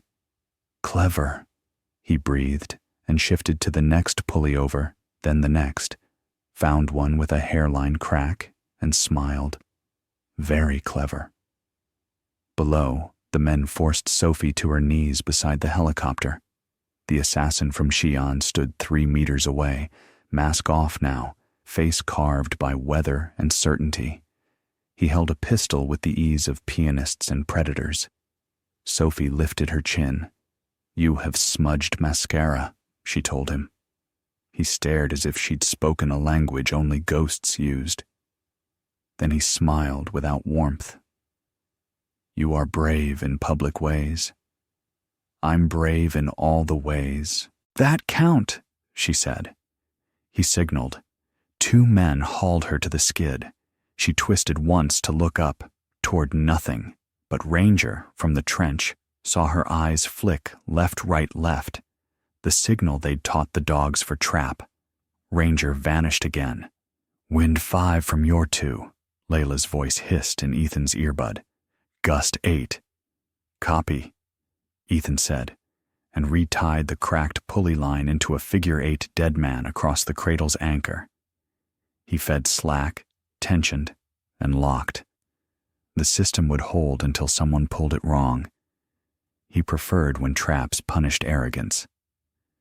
Nick sprinted the gantry, launched onto the cradle, skidded, corrected, and lay flat as a sled. Ethan released her with a tug. The cradle slid, cable singing, sparks a brief constellation. Ranger came up behind the helicopter, soundless in the rotor roar, and nosed the ladder. The assassin shifted, eyes flicking. He never took his gun off Sophie, but he pivoted half a degree to account for a dog's myth. That half degree made his world too small. "Now," Ethan whispered. He yanked the dead man. The cradle jerked to a savage stop. The cable whipped. The cracked pulley exploded like a cut bell. The gantry's far arms sagged, and the safety line the mercenaries had clipped across their work zone snapped. 2 men went down. One held the rope. The other didn't. He slid across ice, hit the lip, and pinwheeled into white. Chaos unrolled. Layla fired, clean through a forearm, then chambered and fired again, dropping the man at Sophie's left knee. Kumo thundered down the stair to hold the office door as 2 more gunmen spilled from a side shed. He took the first by the bicep and flung him. The second saw the size of the problem and ran. Ranger leaped the last meter and hit the assassin just as he fired. The bullet went wide, sleeting past Sophie's shoulder. The assassin and dog rolled, black on white, teeth on leather. Ranger took the pistol wrist. The assassin broke the grip with a bone-deep twist, then rabbit punched the dog's ribs. Ranger's air fled him in a choking woof. He didn't let go. Sophie threw her weight against the rope, spun, and kicked a knee. The man behind her screamed and collapsed. She bent double, brought her wrists under her feet, and came up with her arms in front, rope still binding but useful now. She ran, not away, but toward the fight. Ethan descended like a falling argument. He hit the snow at a controlled tumble and came up firing. 2 shots pushed the last loader behind cover. The assassin turned Ranger into him, using momentum and malice, and slashed for Ethan's thigh with a backup blade. Ethan parried with the pistol frame, caught steel on steel, and drove his boot into the assassin's shin. Something gave. The blade fell. They closed, elbows, short hooks, breath like knives. Ranger recovered, bit for the calves, and forced the assassin to guard low. Sophie shoulder checked him high. He tried to flow out and found no space. "End it," the assassin growled. It wasn't bravado. It was invitation. "Gladly," Ethan said. He feinted right, drew the guard, then stepped inside the line and slammed his forehead into the bridge of the man's nose. Light went out of gold eyes for a blink. When it came back, it brought regret. "Not yet," the assassin murmured, and snapped a smoke capsule against his palm. Gray ate the world. The rotor wash made storm. By the time the wind shredded the murk, there were only footprints sprinting toward the ravine and the shriek of a second engine, the lift cradle's emergency winch spooling with stolen power. Ethan turned to Sophie. "You good?" She wiped blood from her jaw with the back of a hand and then hugged him so hard his ribs complained. "I left you pictures. I found them." "You always did," she said, and the joke unsealed something wet in his chest he pretended was the wind. "On your 6, Layla warned. Ethan spun as a gunman rose from behind a tank. Sophie hooked her rope around the man's elbow and yanked. Ranger finished the sentence with his teeth. Snow took the punctuation. Helicopter? Ethan asked. APU off, Layla said. He's going for the cable car with a generator pack. He'll cross the ravine to the old road. There's a tunnel mouth on the other side. They must have a truck staged.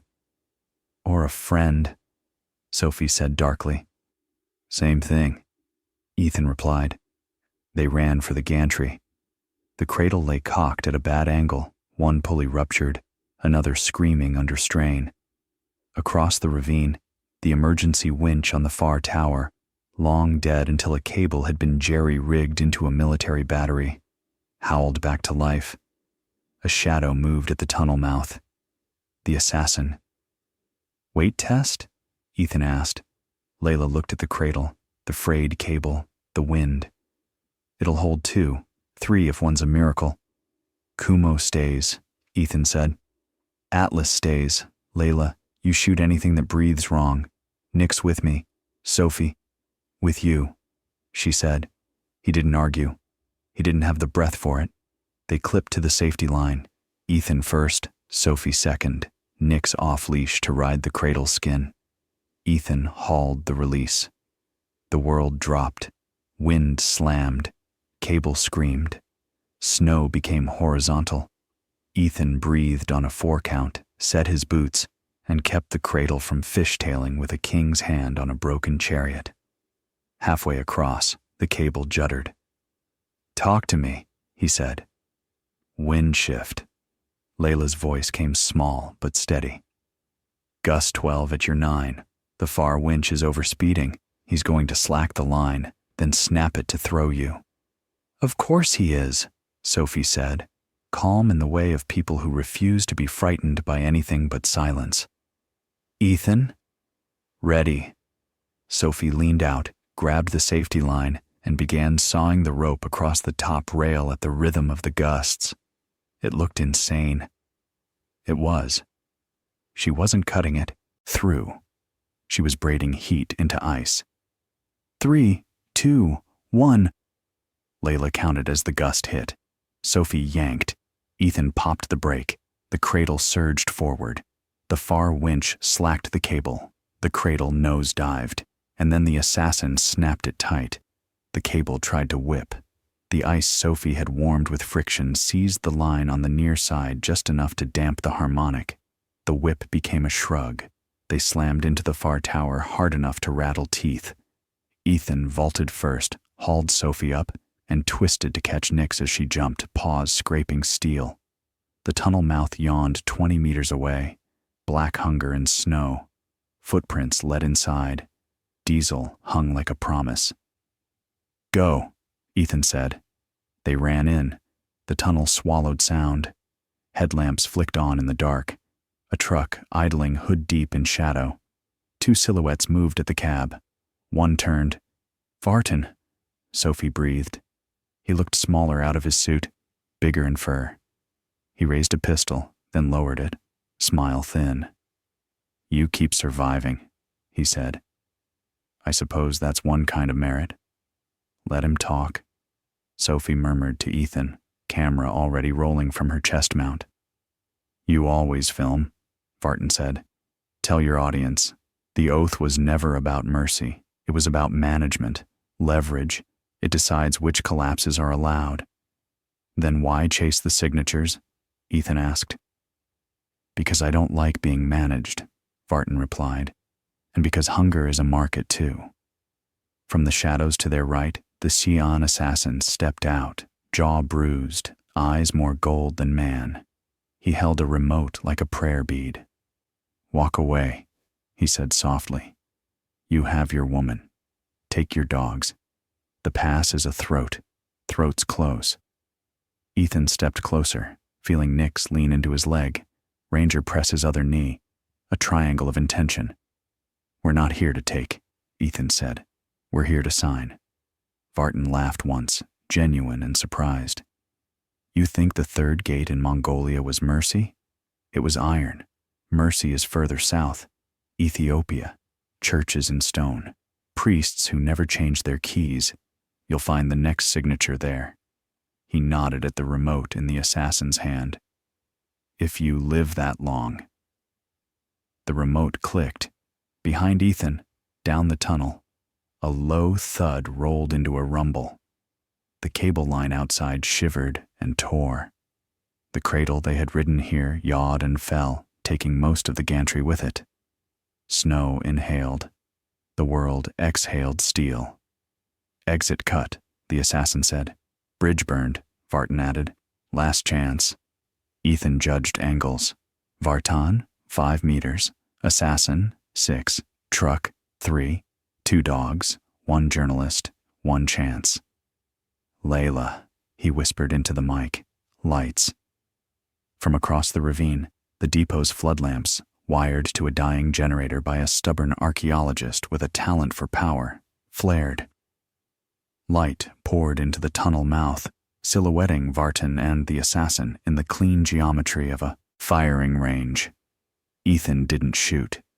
Nyx did. She launched, a sun-bright streak, hit the assassin at the wrist, and the remote skittered into shadow. Ranger drove straight at Vartan, collided, and knocked the pistol sideways. Sophie flanked, rope still around her wrists, looped it over Vartan's elbow, and cinched. Ethan followed into the tangle, absorbed a jab, gave back 2, and jammed Vartan against the truck's grill. The assassin recovered like a hinge, thinking better of rust. He reached for a blade. Nyx took his forearm. Ethan kicked the knife away. The man pivoted, used Nyx's bite to sling her. Ethan caught her midair and set her down angry but unbroken. Vartan hissed something in a language that was half threat, half catechism, slammed his head forward and split Ethan's lip. Ethan spit red, smiled with it, and threw him into the passenger door hard enough to spiderweb the window. Not today, Ethan said. Sirens floated thin through the storm. The monk's call relayed to border police maybe, or a convoy answering a prayer. Vartan read the sound and his timeline in one glance. He snapped his coat collar up and slid down the far side of the truck into the dark. The assassin looked at Ethan over Nyx's ears, at Sophie's camera, at Ranger's steady, patient eyes. We will meet where stone becomes sky, he said, and there, one of us will stop lying. Promise, Sophie said. He bowed, a warrior's nod, not mockery, and vanished into the black cut of a maintenance shaft. Silence took the tunnel like a blanket. The truck ticked gently, cooling. Sophie leaned her forehead against Ethan's and breathed. Next time, no helicopters. No promises, he said. Layla's voice broke in, relief like a laugh. You're alive. Barely, Ethan said. He looked down at his hand, at the sky iron ring Suk had pressed into it, then at Sophie's rope. He sliced her free. We have a direction. Ethiopia, Layla said. Lalibela. Mercy. Sophie checked the camera. Got it all, she whispered. Every word he meant to be a threat. Ranger nosed her thigh, then Ethan's palm, then the ring. Nyx leaned into Ethan's hip, vibrating with after-battle electricity. Kumo's bark floated from across the ravine, deep, glad, an anchor sound. They stepped into the snow again, into a world the wind was already rebuilding. The pass behind them was broken. The road ahead was cut into stone. Pack light, Ethan said. We're going to Africa. Ranger's tail tapped twice. Nyx chuffed. Sophie wiped her jaw, squared her shoulders, and smiled at the storm. Let's go wake Mercy, she said. And they did not look back. Dawn poured into the highlands like incense. From the air, Lalibela looked carved from a single breath. 11 rock-hewn churches sunk into red volcanic tuff, connected by trenches and tunnels, their roofs flush with the earth like stone ships docked in time. Pilgrims in white cotton shawls wound between carved walls, candles guttered in alcoves, drums thumped like patient hearts. The high plateau bellied the sky. Ethan, Sophie, and Layla stepped from the jeep at the rim of Beit Georgis, St. George's cross-shaped church. Ranger leapt lightly. Nix tested the stone with careful pause. Kumo breathed in the thin air and sneezed once, solemnly, as if to mark the altitude. Atlas blinked at the sun and leaned closer to Layla. "This place," Sophie whispered, raising her camera and then lowering it, suddenly shy. "It asks you to be quieter." Layla nodded. "Mercy does." A priest in a white turban and a crimson shama greeted them at the edge of the trench. His cross, hand-carved from olive wood, hung against his chest. His eyes were the gray of weathered rock. "I am Abba Kidan," he said in Amharic, softened by age. A younger deacon echoed in English. "You come with the jade and the sky iron. You seek the fourth seal." "We seek mercy," Ethan said, placing a hand over his jacket where the jade seal beat like a second pulse. Abba Kidane studied the dogs, Ranger's stillness, Nix's intent, Kumo's calm, and smiled with a private memory.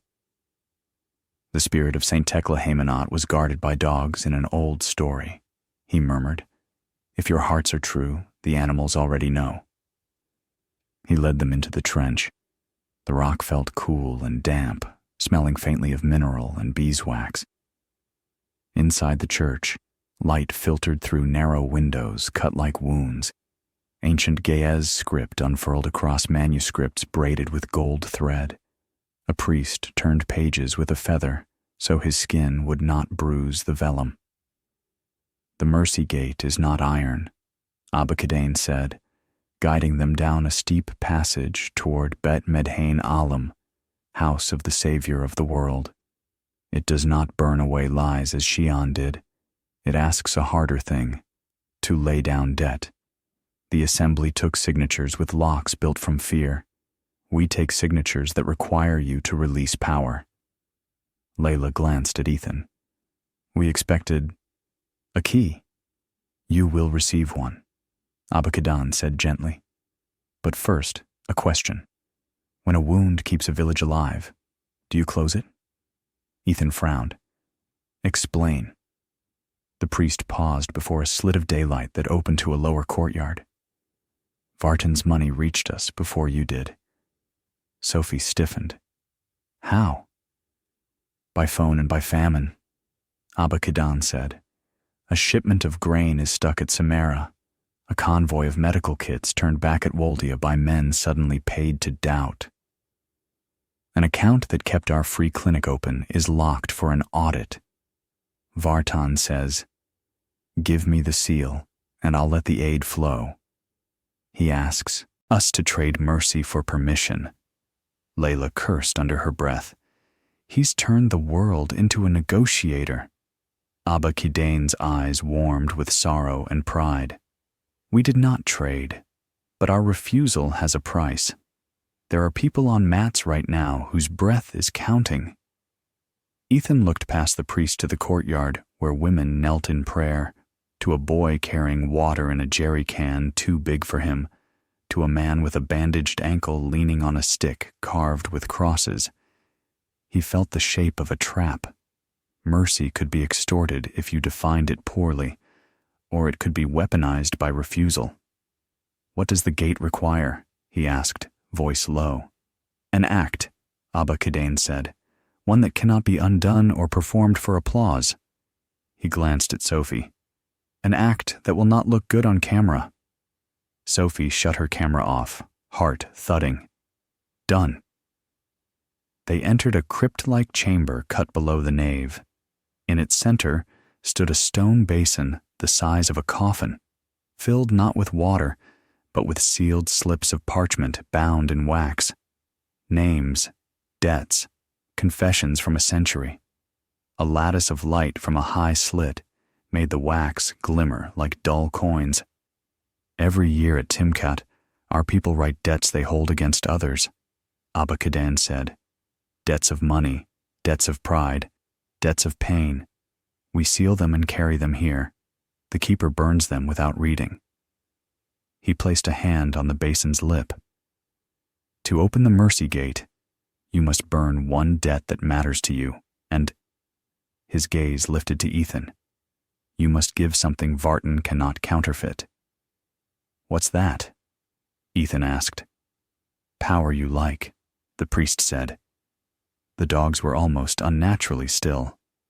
Layla swallowed. We promised in Mongolia. Pastures and herds, not just cities and banks. We can encode that into the distribution key. But that's math. Mercy is not math, Abba Kidane said.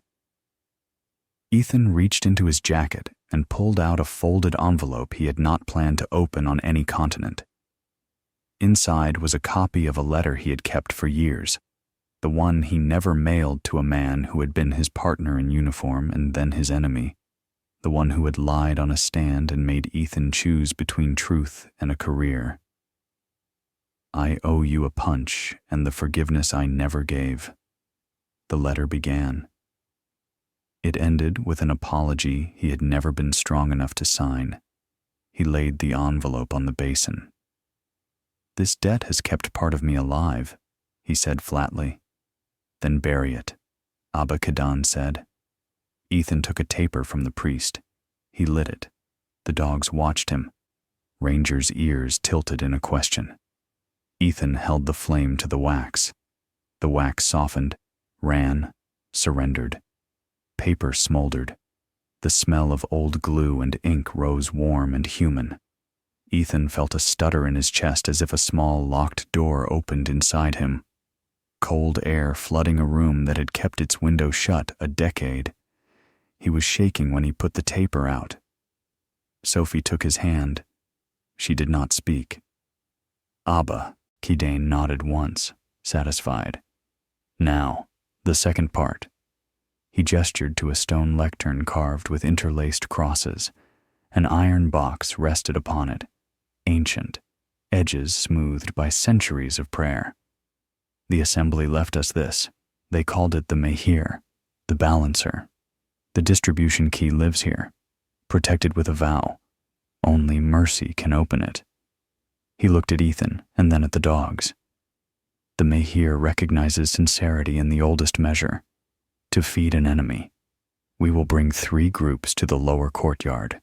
Your friends, your strangers, and a handful of Vartan's mercenaries, whom the federal police arrested last night. You will feed the 3rd group first and most. If you can do it without bitterness, the box will open. Sophie almost laughed. That's the trick? Feed the enemy? It's not a trick, the priest said. It's a surgery. Layla exhaled. We can do this. Ethan thought of the men in Mongolia, whose faces had gone gray when the iron sang. He thought of Bat Saikon's fury and the assassin's eyes like coins in a river. He nodded. Let's feed them. They climbed back into the daylight. Word had traveled with the speed of rumor and hope. In the courtyard of Bet Mariam, volunteers had set long trestles. Steam rose from pots of shiro and misir. Injera lay stacked like gray moons. The arrested mercenaries, uncuffed but watched, stood in a line, gaunt with cold and pride. Vartan's reach stretched here too.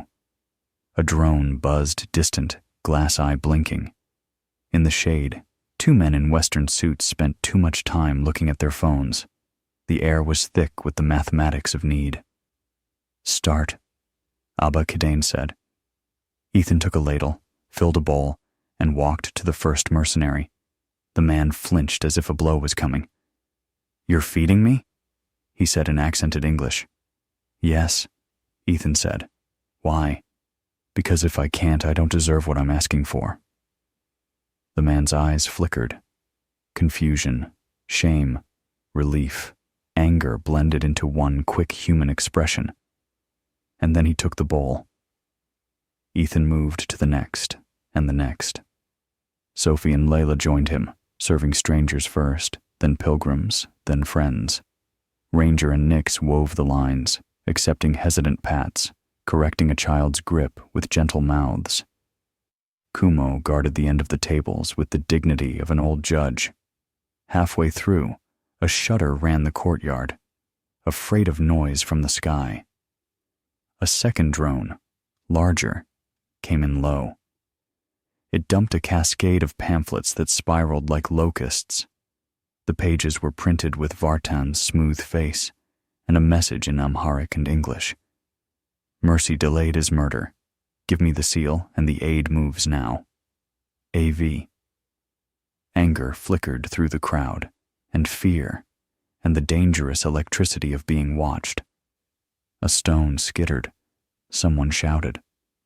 A mercenary, face crumpling, set his bowl down untouched. He looked at Ethan and raised his hands. I shot at you, he said. In the monastery. I remember, Ethan said. You should hate me. I probably will tomorrow, Ethan said. But today, I'm practicing. The man's mouth broke. He took the bowl back and ate, shoulders shaking. When the last stranger had been served, when even the men with phones had put them away and accepted plates like contraband humility, when Ranger had stolen exactly one bite of injera from a laughing girl, Abba Kidan lifted his cross and spoke a short prayer that ended with Selam, peace. The air shifted. In the crypt, the Mahir clicked. They returned to the stone lectern. The iron box had moved a fraction on its base, as if something inside had rolled over in sleep. Abba Kidan placed both palms upon it and nodded at Ethan. Together, he said. They set their hands to the lid. It lifted with the reluctant grace of something that had decided to be generous. Inside, wrapped in linen that smelled of myrrh, lay a bronze astrolabe disc etched with Ge'ez Greek and numbers. Along its outer edge, 3 notches were fitted with seals, 1 jade, 1 iron, and an empty nest for the 3rd yet to come. Layla's fingers trembled as she traced the inscriptions. It's a distribution algorithm in liturgy, she breathed. Look, weights for pastures, herds, watersheds, clinics, grain silos. It encodes the promise to the monks. It refuses to send gold to banks that don't publish their ledgers in the open. She stood straighter, eyes bright with a scholar's happiness. It's beautiful. Abba Kidan lowered the astrolabe into Ethan's hands. The seal of mercy, he said. The 4th signature. When all gates are opened, this will sing a number no man can hoard alone. Sophie filmed the moment and then lowered her camera. What's the price? She asked quietly. Mercy never arrives without a cost. Abba Kidan's gaze was kind. You already paid the first. Your debt burned, your power surrendered. He turned to Layla. The second price is for your mind. You must publish the key. No patents, no paywall. If you keep it in your pocket, the box will know. Layla smiled like someone relieved of a burden she had not admitted to carrying. Gladly. A shout rose outside. A boy ran in, panting. Drones again, Abba, he cried. And men with guns at the North Trench. Ethan handed the astrolabe to Layla and drew his sidearm. Ranger, nix. The dog snapped to his knees.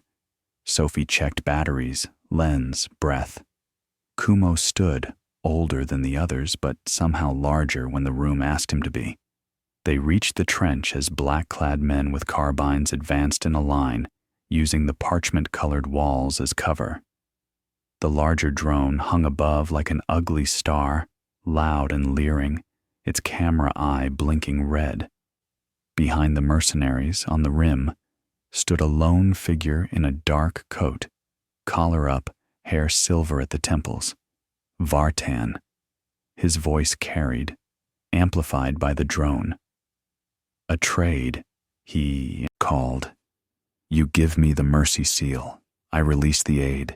You keep your pretty algorithm and your filmed narrative. Everyone wins. Abba Kidan stepped forward alone, cross in his hand. Everyone does not win when one man decides their hunger, he said calmly. You are offering ransom, not trade. Vartan smiled faintly. Ransom is just trade with urgency. He raised a hand. The mercenaries took aim. Tick-tock. Ethan looked at the astrolabe under Layla's arm and then at the lines of people behind them, the sick, the hungry, the stubbornly hopeful. He looked at Ranger's steady eyes and Nix's shivering muscle and the old iron ring in his pocket still singing to his bones. Mercy is not passive, he thought. Mercy is a trajectory. He touched Sophie's shoulder. Film. Then he stepped into the trench, empty hands raised. Vartan, he called. You want to trade? Here is one with urgency. He pointed up at the drone. I give you a choice. You drop those flyers again, and I shoot that thing out of the sky on 3.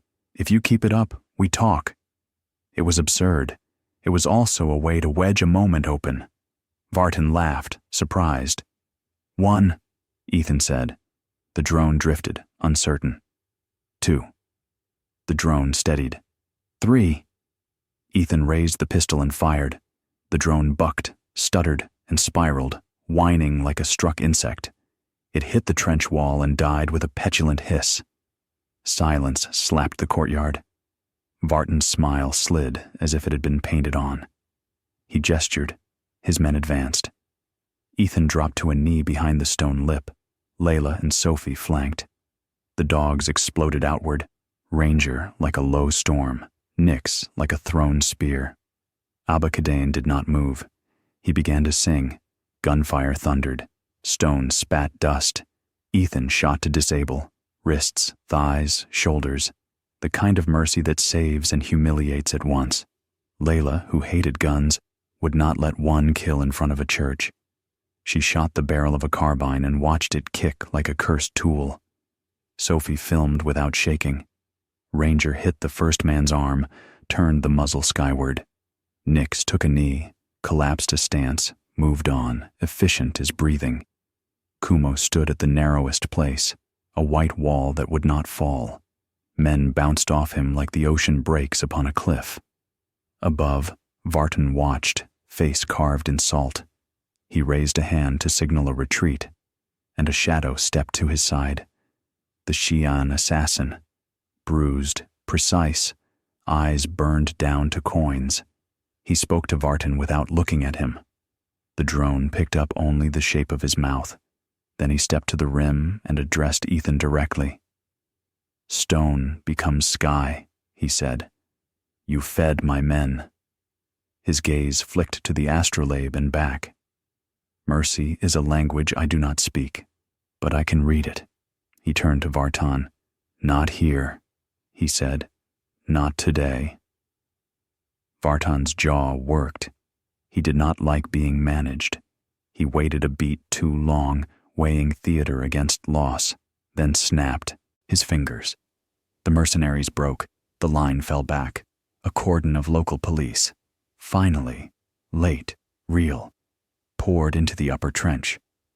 Within a minute, the fight fell apart like a badly knotted rope. Ethan stayed kneeling until the echo emptied. Then he stood, breath like glass in his throat, and looked up. Vartan met his eyes across a distance of stone and weather. Enjoy your seal, Vartan called. Your next gate won't sing. It will judge. Athens, the old courts. Bring coin and contrition. The assassin glanced down once more, at Ranger, at Nix, at the cross in Abba-Kadane's hand, at Sophie's camera, and then he vanished into the press of leaving men. The plateau exhaled. Abba-Kadane touched the astrolabe and closed Ethan's fingers around it. Mercy is not softness, he said. It is the only edge that does not rust. He turned to the crowd and raised his cross. In the lower court, a clinic door opened. A nurse stepped out with a list. An aid truck, whose driver had grown tired of waiting for permission, rolled up, horn cheering, and the crowd laughed. Layla looked at Ethan. Athens? She said. Athens, he echoed. Sophie wiped a thin line of dried blood from her jaw and smiled without mirth. We just taught the internet what mercy costs, she said. Let's go teach a court what truth feels like. Ethan whistled softly. The dogs gathered. The sun leaned west, washing the churches in gold like a promise kept for an hour. They had opened a gate that did not hiss or burn or hum. It simply changed what they were willing to do next. They walked toward the jeep. Behind them, a priest began a chant older than the assembly and younger than mercy, the words braided into a road. Athens waited. Athens smelled like stone warmed by arguments. From the steps of the Areopagus, the hill of Ares where verdicts once bent empires, Ethan could see the Parthenon flaring gold in late sun, the narrow streets of Plaka curling like a script too old to translate, and the city's new glass courthouse reflecting everything as if law were a mirror. The wind tasted of time and exhaust. Bells counted an hour that felt heavier than the number. Layla set the bronze astrolabe of mercy on a felt pad inside a leather satchel and tightened the strap. The fifth gate is judgment, she said. If the old inscription is right, the key isn't a weapon. It's a proof. Sophie checked her mic and a backup battery. Proof we can't take by force. Or speed, Ethan added. He scratched Ranger between the ears. Nix watched pigeons like a patient mathematician.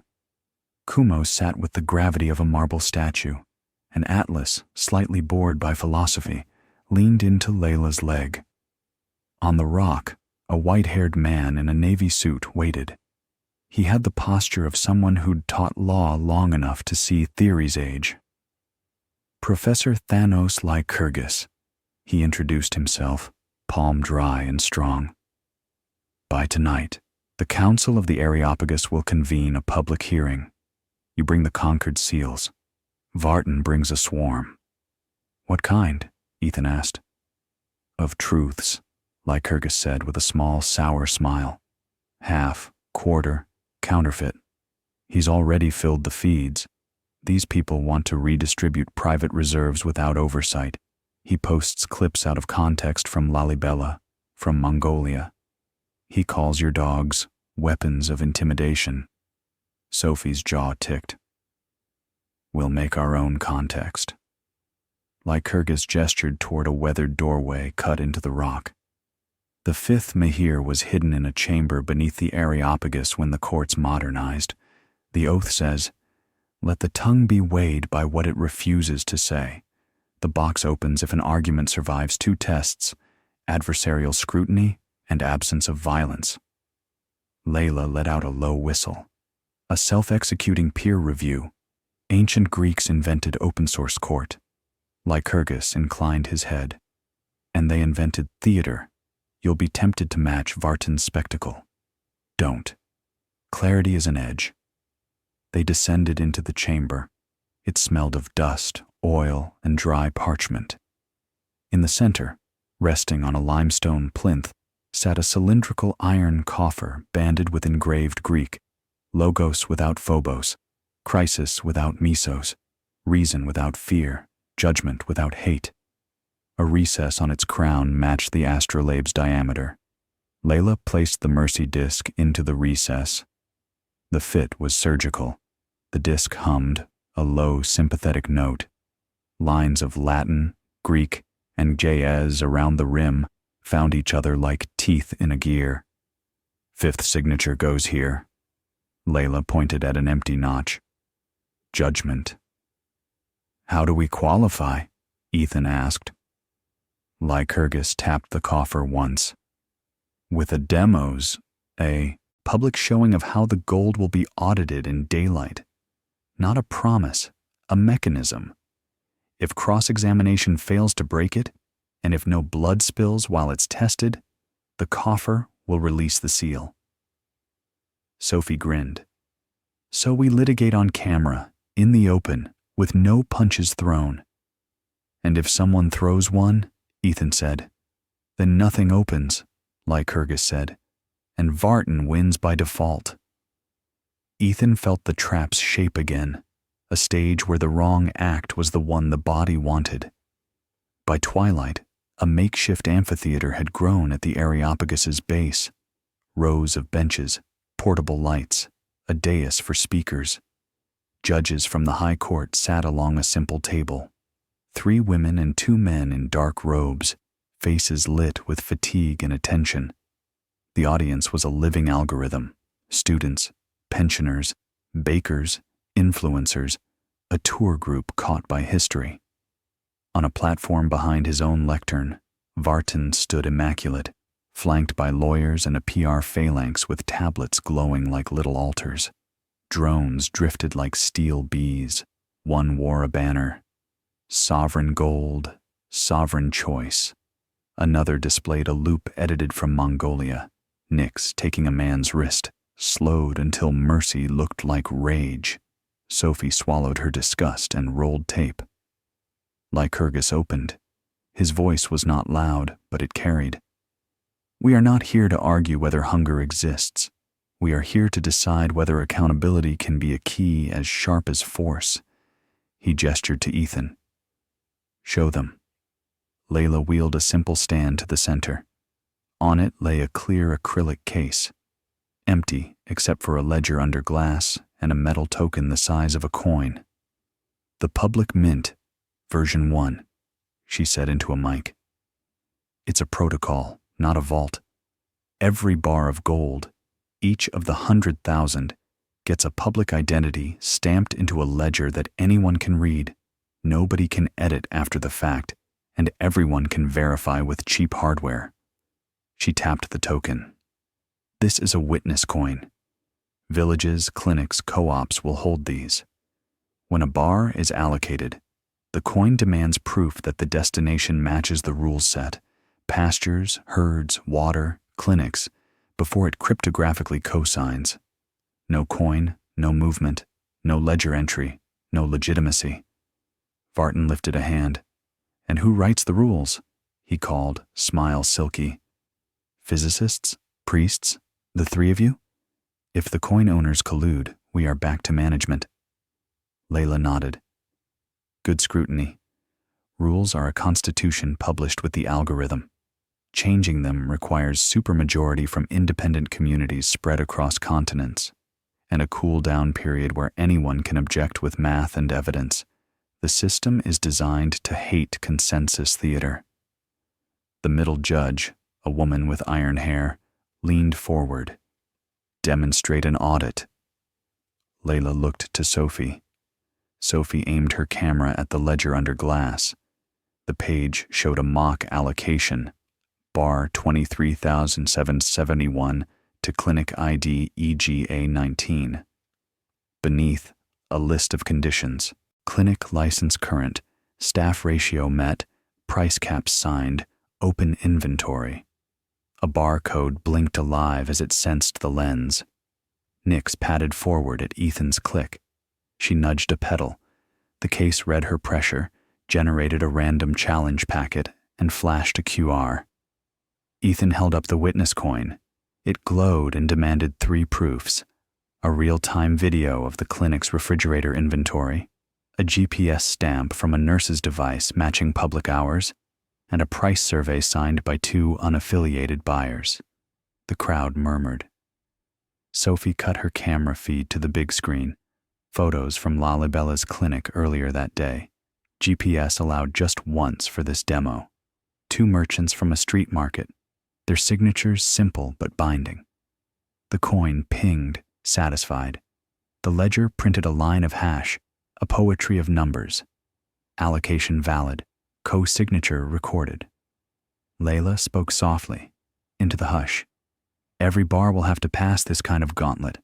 Fail once, your bar goes dark. Fail thrice, your region's allocation freezes, and the case goes to a public jury drawn by lot from other continents. We do not trust ourselves. That is the design." Applause started and faltered. Athens had clapped for too many reforms to trust sound. The iron-haired judge raised a hand. Cross-examination. Barton stepped forward, palms pleasant. Elegant, performative, but any ledger can be spoofed. I can hire 5 men to pose as your unaffiliated buyers, buy a refrigerator, take a picture, flip it. Meanwhile, real people starve while you play with coins. Lycurgus nodded to Ethan. Ethan lifted the sky iron ring from his pocket and set it next to the case. Every witness coin is entangled to a meteor iron salt filament, he said. Counterfeiting would require stealing atoms from a ring we've already distributed to 1,000 witnesses we do not know, who are protected by the same dogs you call weapons, and by farmers and nurses who will not be bought. The audience laughed softly. The tension flexed. Vartan smiled a millimeter thinner. Dogs. Cute. But your non-violence clause is a noose. I don't have to win. I just have to make someone bleed. Sophie felt cold go down her spine like mercury. Lycurgus's eyes flicked toward the ridge of placa rooftops behind the benches. He saw a figure where no figure should be, a man in black, phasing from shadow to shadow with the liquid economy of practice. The Shi-An assassin. In the same second, Nix's head snapped up. Ranger's tail stiffened. Kumo rumbled, a geologic sound. On the judge's bench, the iron-haired woman, Justice Calliope Andrianu, shifted her papers. A red dot blinked across the page. She did not see it. Nix did. Ethan's chest compressed. Nix, guard! Ranger, left flank!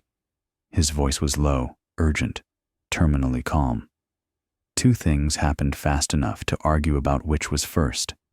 On the roofline, the assassin raised a carbine with a suppressor and a stubby optic. In the crowd, a man bumped a metal chair to create a clang loud enough to cover the first shot. The red dot steadied on Justice Andrianu's breast. Nix launched. She cleared the dais in a parabola of muscle and will, slammed into the judge's chest, and flattened her against the bench. The suppressed shot coughed. The bullet tore the judge's robe where her lung would have been. Nix took the second shot in her harness. The ballistic panel cracked and stopped it. She yelped, angry, alive. Ranger was already moving. He tore left, vaulted a rail, and sprang onto a vendor's cart to gain height. Ethan ran the opposite vector, eyes cutting the roofline to a geometry of cover and angles. He did not draw on the crowd. He drew on the edge of stone where muzzle flash had been, and he moved. Sophie never stopped filming. The assassin tracked, adjusted, broke position. He ghosted across 2 roofs, heading deeper into Placa's honeycomb. Ethan hit the first ladder, took it 3 rungs at a stride, and met Athens's rooftops at a run. Tiles, chimneys, olive planters, cats swearing. Down in the amphitheater, Lycurgus's voice held the center. No one panic, he said, a magician commanding attention. Medic to the bench. Officers, seal the north approach. This hearing continues. Judgment is not a man with a gun. Layla pressed both hands to Nix's harness. The Malinois licked her chin, furious at being told to rest. Justice Andrianu sat up, wheezing, patted Nix's neck twice, and nodded once to Ethan's disappearing back. Bring it home, she whispered. The chase wrote itself across clay tiles and centuries. The assassin moved like he had rehearsed the route, because he had, skirting balconies, skipping light wells, using laundry lines as bridges. Ethan followed on a diagonal, trusting the dog's internal compass more than his map of streets. Ranger took lower levels, herding the flow. Nix limped once, shook it off, and climbed a narrow stair like a shadow returning to its wall, then pushed through a hatch into sun. They cornered him on a flat roof bordered by 3 low domes and a view of the Acropolis like a coin held close to the eye. The assassin stood on the lip, backlit, carbine low, breath steady. He did not point the gun. He watched them come, weighed their angles, and set the weapon aside. Non-violence, he said, voice smooth, dialect unplaceable. I could end your hearing with one more round, but I dislike his theater. You brought the gun, Ethan said. I brought a decision, the assassin answered. You keep talking about seals and mercy and judgment. Do you know the only oath I ever took? To tell the truth to myself. Today the truth is that your protocol works better if the judge lives. Ranger's lips curled from his teeth. He didn't growl. He didn't need to. Nix stood, chest heaving, eyes not leaving the man's hands. Why help? Sophie asked, breath form fogging. She had come over the last dome like an argument none of them had time to have. The assassin almost smiled. Because he tilted his head fractionally toward where Vartan would be. Paid me to break a system I might need. You build a coin that forces men like him to publish their ledgers. I don't like light, but I like arbitrary darkness less. He kicked his carbine across the rooftop. Ethan didn't bend for it. Another truth, the assassin said. Vartan's men have planted a flash riot at the base of the hill. When your dog saved the judge, they triggered it. The plan was to get one body and then 100. If you meet it with force, your gate closes. If you meet it with arithmetic, you win. Ethan exhaled through his nose. Arithmetic? The assassin's eyes went amused for the first time. Down there, your public mint has 1,000 witnesses. Upload the clinic signatures, the herd maps, the meteor iron attestations. Show the crowd the ledger like you showed the court. Boredom is the cure for frenzy. He stepped backward to the roof's edge and spread his hands. Stone becomes sky. Today you keep your edge clean. Tomorrow, who knows? He dropped, a clean 2-story fall to a balcony, rolled, and vanished through a doorway like smoke learning a new shape. Ethan stood still for a count of 5, discipline's prayer, then turned. Sophie, feed. He called into his mic. Layla, give me every witness proof we can lawfully broadcast. Lycurgus, hold them. He ran. Back in the amphitheater, the air had gone thin. People shouted, filmed, argued. The chair clanger shouted again. They have guns. They attacked the judge. Vartan raised his hands, comforting, imperial, urging calm while letting panic work. His PR staff were already pushing a captioned clip. Dog Maul's judge, chaos at Areopagus, conquered coup collapses. The giant screen above the dais blinked. Sophie cut in live. First, the ledger entry Layla had demoed, its hash printed like a psalm. Then, split screen, witness proof streams. The Lalibela Clinic fridge inventory, time-stamped. A herd map overlay flickering open water access points south of Ulaanbaatar. A veterinarian in Orkhan looking into the lens and saying, yes, I signed the price cap. This is my face. A meteor iron spectrograph popped into the corner, showing the unique line of the witness rings. Layla's voice came cool and rapid. This is boring truth. It is not a slogan. It is not a promise. It is a check you, the public, can cash every day. If a bar moves without these, it fails. If a region cheats, it freezes. No politician, no Ethan, no me, can change that alone. The iron-haired judge stood with a wince and leaned into her mic. The hearing resumes, she said, voice hoarse but holding. She looked at Vartan. Cross-examine the math, not the dog. Laughter broke the spell. People sat. Someone started a slow clap. Athens refused, then accepted it, then folded it into attention again. Vartan's smile didn't reach his eyes. Very well. Your ledger is boring. But boredom is not security. How do you secure the keys? How do you prevent a child with a phone from pretending to be a clinic in Adwa? Layla held up a cheap Android, a witness coin, and a printed paper key. By Trinitarian boredom, she said. Device, coin, paper. Lose one, you're paused. Lose two, you're rebuilt by your neighbors.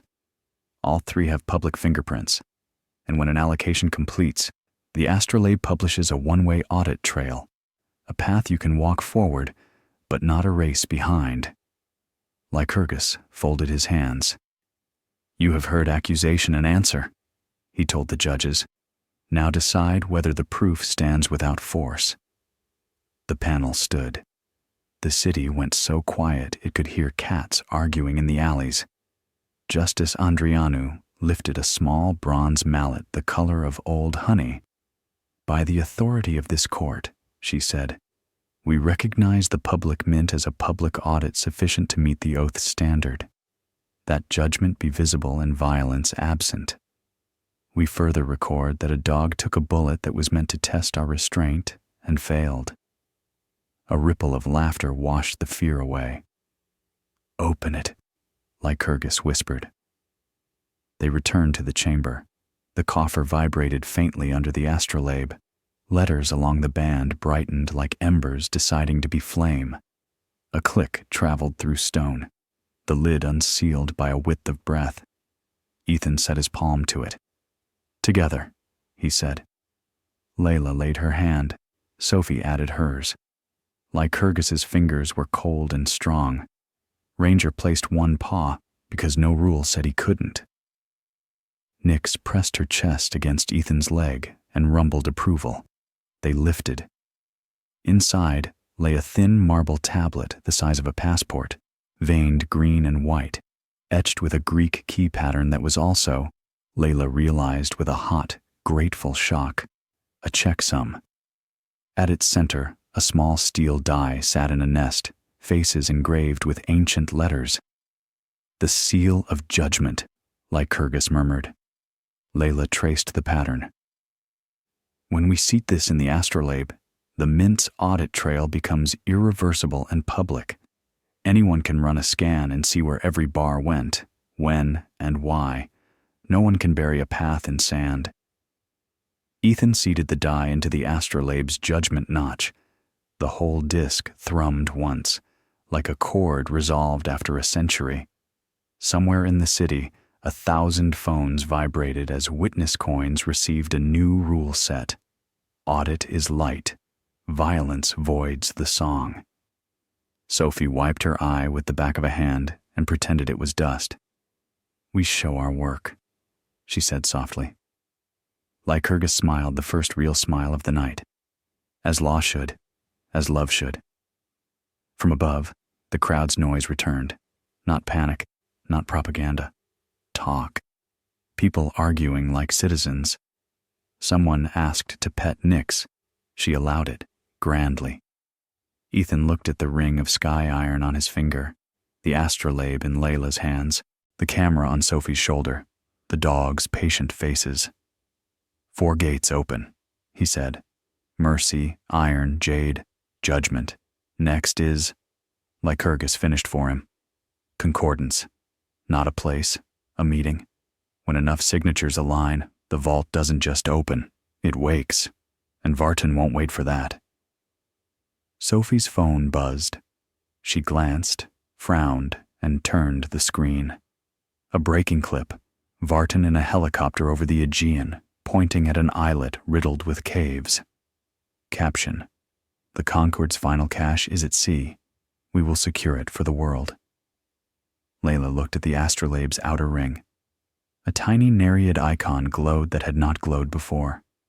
He's not completely wrong, she said. There's a sea gate.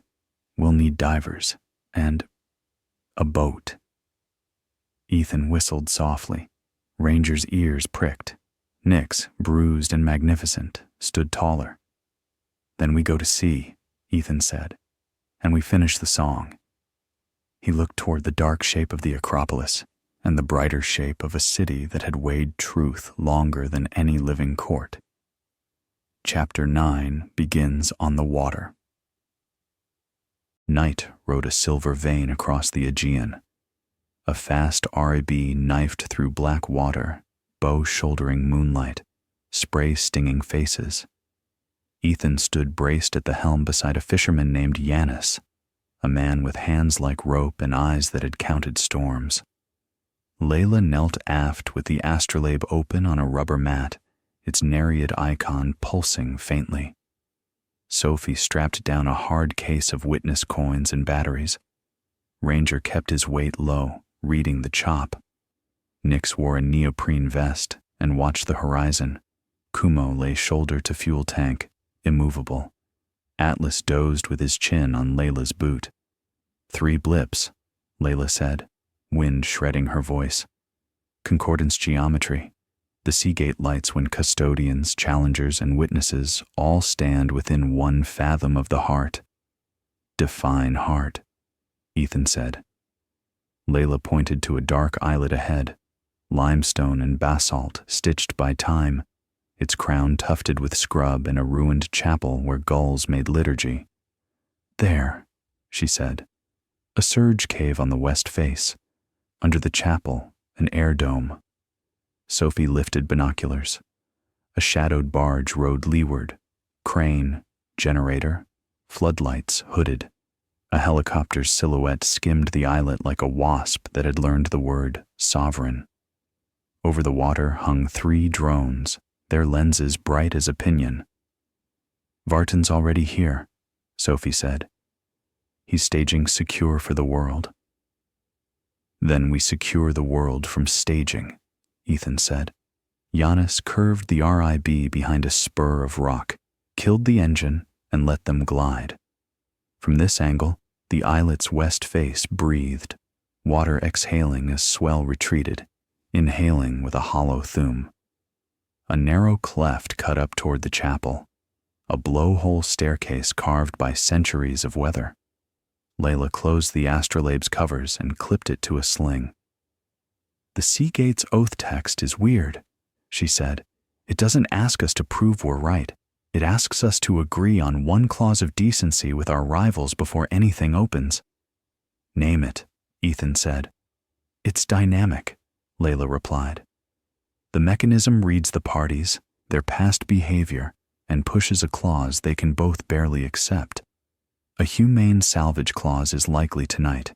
Aid any diver in distress regardless of banner before activating claims. Sophie's head tilted. So the gate judges us by who we save. Concordance, Layla said. Harmony is not sameness. It's alignment when it hurts. They split. Plan A. C. Layla and Sophie with 2 Coast Guard divers would take the cave mouth at slack tide, ping the inner chamber with acoustic chirps, and seat the astrolabe on the Seagate plinth. Plan B. Stone. Ethan and Ranger would climb the blowhole stair to the ruined chapel and descend through the air dome, flanking the chamber. Nix and Kumo would hold the cleft, manage lines, and haul if anyone came up wrong. Giannis handed Ethan a coil of static line and a friend's old climbing rack. The rock will remember your hands, he said, as if that were a blessing. Don't make it remember your blood. They moved like a machine that had learned patience.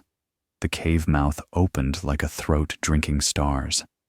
Layla capped the astrolabe in a dry bag and watched the tide meter drop on Sophie's wrist. 2 minutes to slack. The divers slipped in first, fins like whispers, lamps off to keep the fish gods calm. Sophie and Layla followed, half swimming, half pulling along a guideline Giannis had shot with a spear tip into a crack. Inside, the sea changed key. Water wasn't black, it was green and granular, speckled with plankton and old light. The surge breathed, the rock answered. Sophie could feel the cave in her ribs. At the restriction, the divers went single file through a slot. Sophie exhaled slow and slid after them, camera housing ticking quietly. On the other side, the water rose into an air dome, where a basalt pillar shouldered up out of limestone like a dark tooth. The pillar's top was a plinth with a shallow bowl the astrolabe would kiss. Layla surfaced, coughed once, laughed, and pushed her mask up.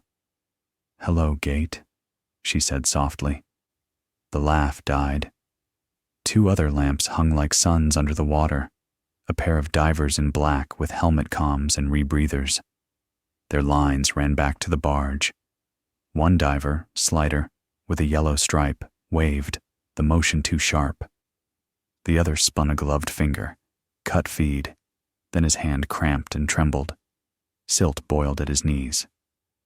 "Uh-oh," Sophie said, half in the water, half in wonder. "They're not okay." Layla put her mouth to the dome and shouted down the guideline, "Ethan, we have enemy divers in distress." A beat.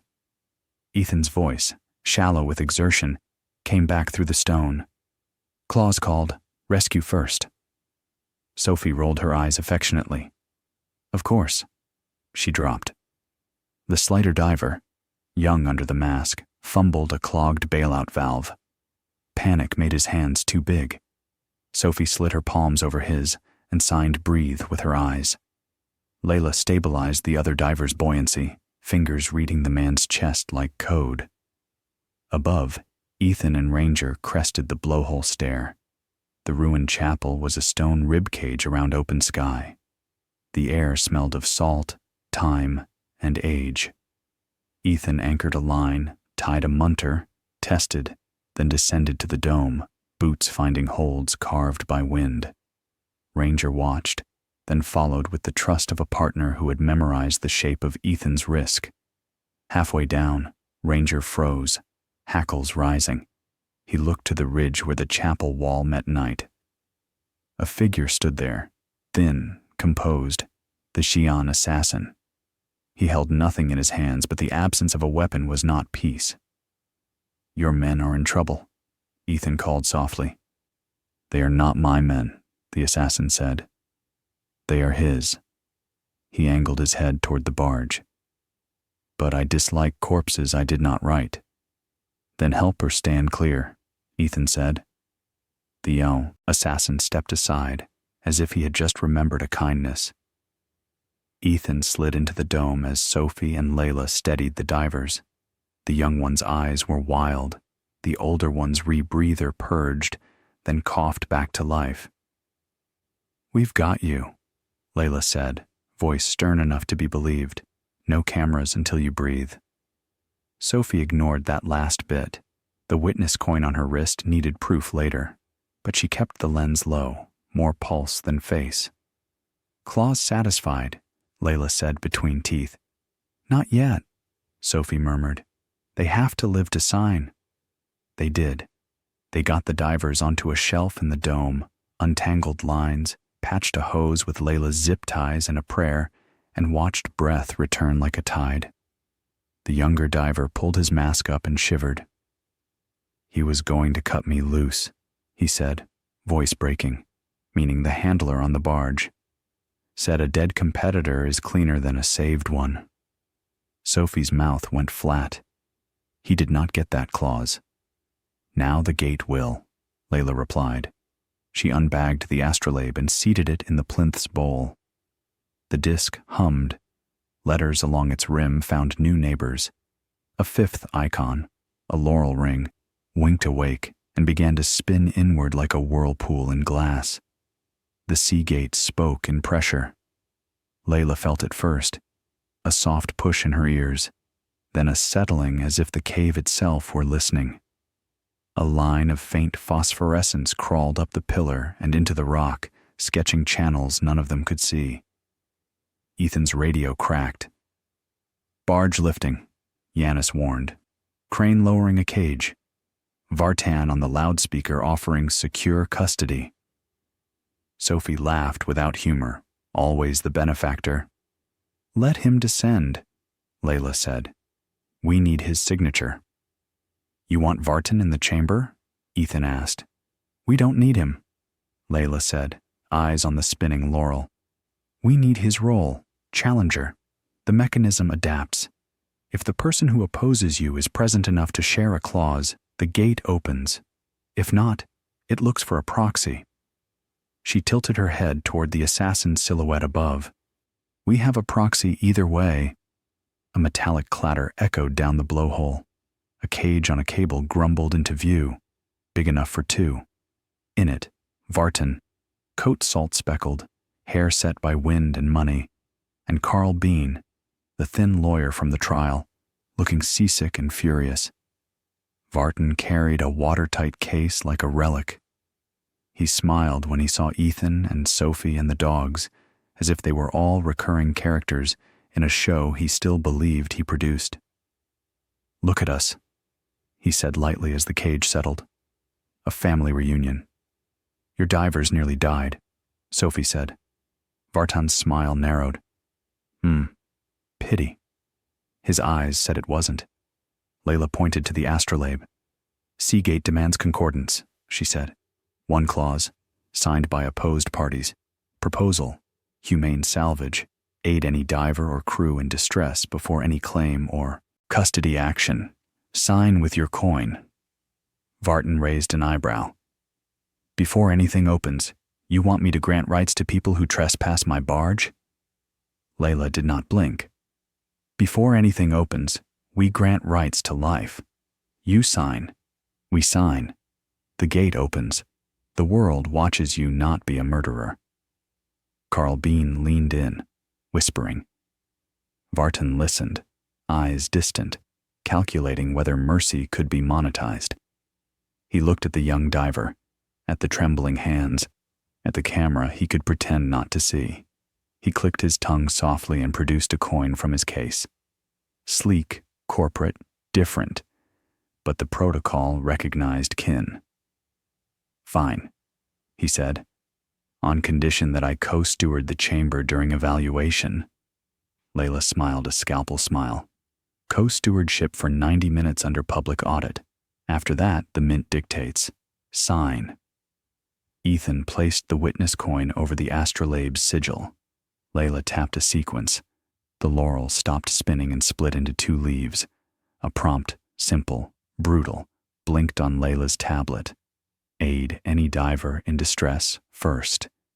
Yes, no. Two coin icons pulsed. Sophie took a breath, thought of Nyx taking a bullet, thought of Lalibela and Athens and every road between, and touched yes. Vartan watched her finger.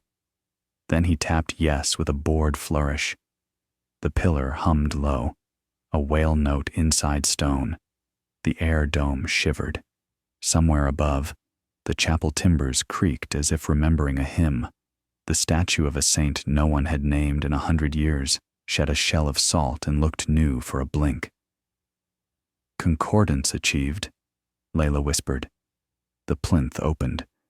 Not like a door, like an iris. Stone petals folded, revealing a cylindrical vault sunk into the pillar. Inside lay ingots. Not all 100,000, of course, but a command cache.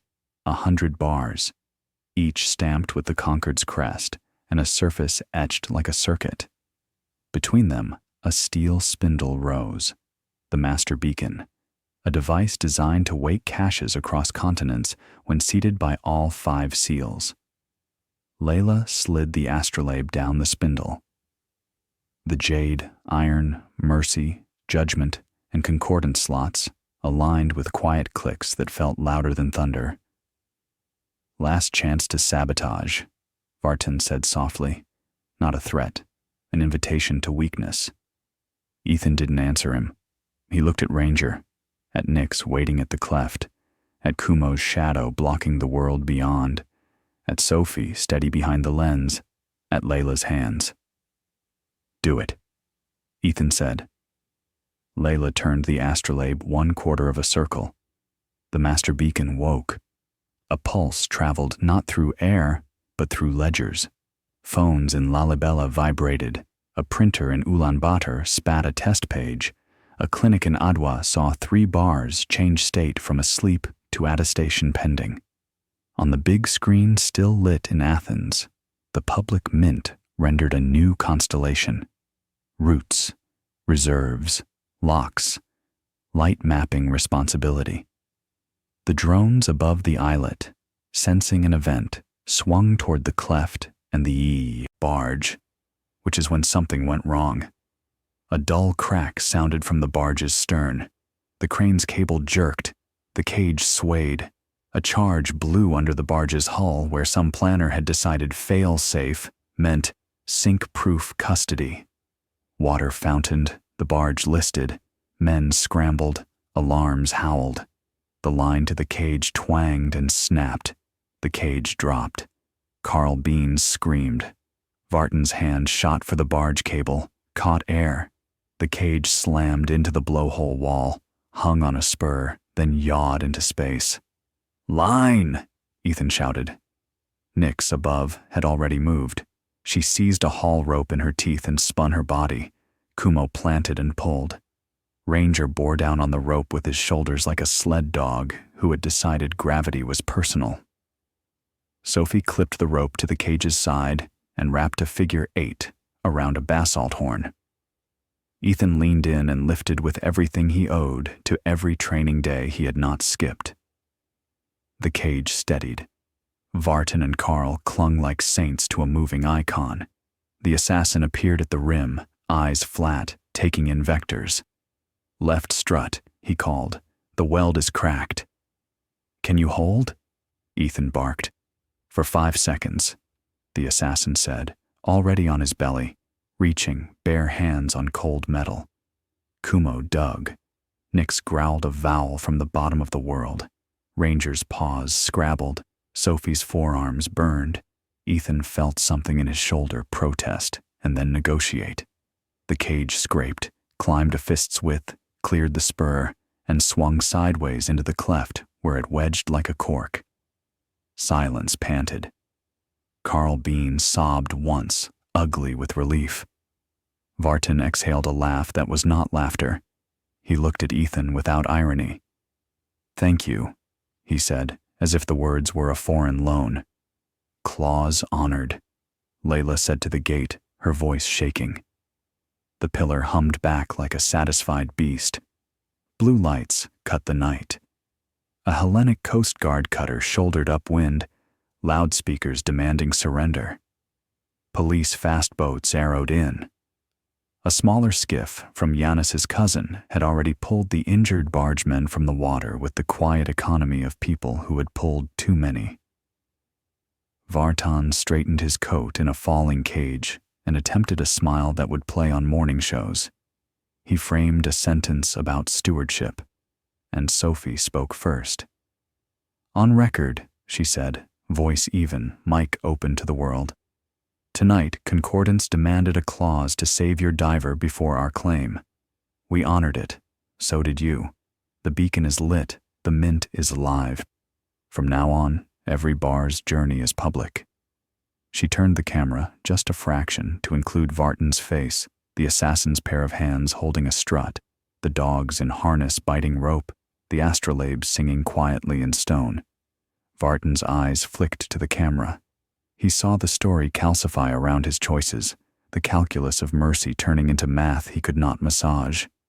He bowed his head once, a gesture that might be humility or a future argument. The Coast Guard boarded. Carl Bean went limp with relief and handcuffs. Vartan allowed the cuffs with theatrical disappointment. The assassin rolled away from the cleft and was gone when anyone looked. Yanis's voice came over the radio, warm as coffee. "I have good news," he said. "No one drowned." Layla laughed then, the sound breaking and reassembling. "We'll take that," she said. Ethan set his palm on the astrolabe and felt the hum settle into a purr. Ranger pressed his head against Ethan's thigh. Nyx leaned into Layla's knee. Kumo exhaled like a furnace cooling. Atlas woke, stretched, and sneezed on the world. "Is it over?" Sophie asked, quiet as tide. "It's begun," Ethan said. They reached the port at dawn. The sky unrolled from black to bruised blue, then pink like a promise. News vans bloomed on the quay. Fishermen smoked and nodded. Children asked to touch Nyx's harness and whispered "hero," like the word might spook if spoken too loud. On the big screen in a cafe window, the public mint showed its first day's work. Bars glowed as they moved, not into vaults, but into agreements. 5 to refrigeration, 7 to veterinary drug banks, 12 to irrigation small loans, 3 to school kitchens, 1 to a bridge that goats needed more than cars. Anyone could tap a bar ID and read the proofs, the clinic signing, the herder's map, the meteor iron checksum in a witness coin like a star's fingerprint. A caption crawled under Sophie's live segment, "Second chances have 4 legs." Under it, "and a ledger." Justice Andriano sent a message with a photo of Nix's harness, 2 bullet impacts spidering a panel that had not failed. 2 words, "Thank you." Layla's inbox drowned in requests for the audit protocol. She posted the code before coffee, then pinned a comment, "No patents. Do the work." Carl Bean flipped. He'd testify to fail-safe charges. Vartan's accounts froze in enough jurisdictions to make even arrogance breathe differently. He would have lawyers and airtime, but now he had light tied to his name with a knot he couldn't cut. By noon, a convoy rolled into Lalibela with fuel and grain cleared by the mint.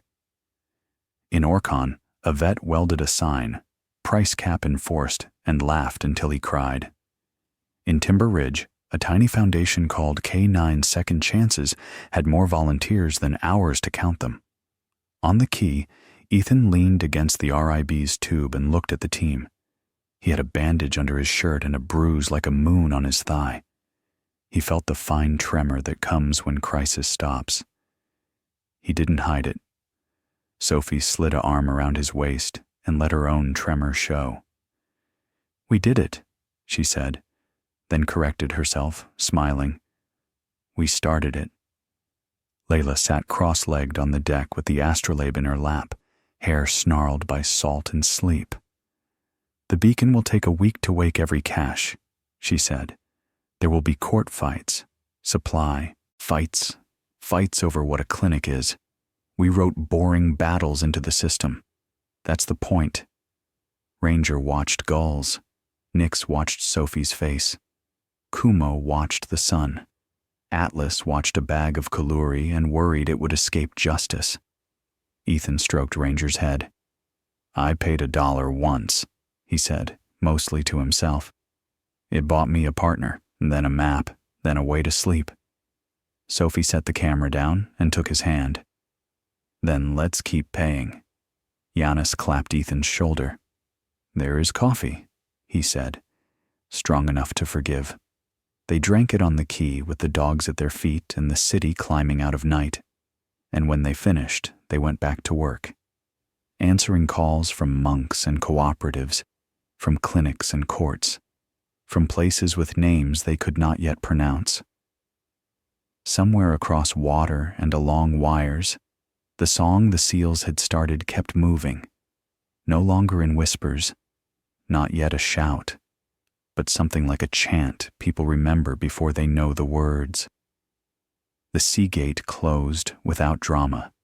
Concordance didn't slam, it settled. And the world, given a ledger and a clause and some stubborn dogs, felt a little less ruled by secrets. They had their ending. It looked like beginnings. If this story touched your heart, if you believe that courage, kindness, and second chances can still change the world, then don't let it fade here. Hit subscribe, tap the bell, and follow the North Star Chronicles for more stories of light in the dark, true tales of loyalty, redemption, and hope that still breathes in every corner of the world, because somewhere out there, another story is waiting. And maybe the next one begins with you.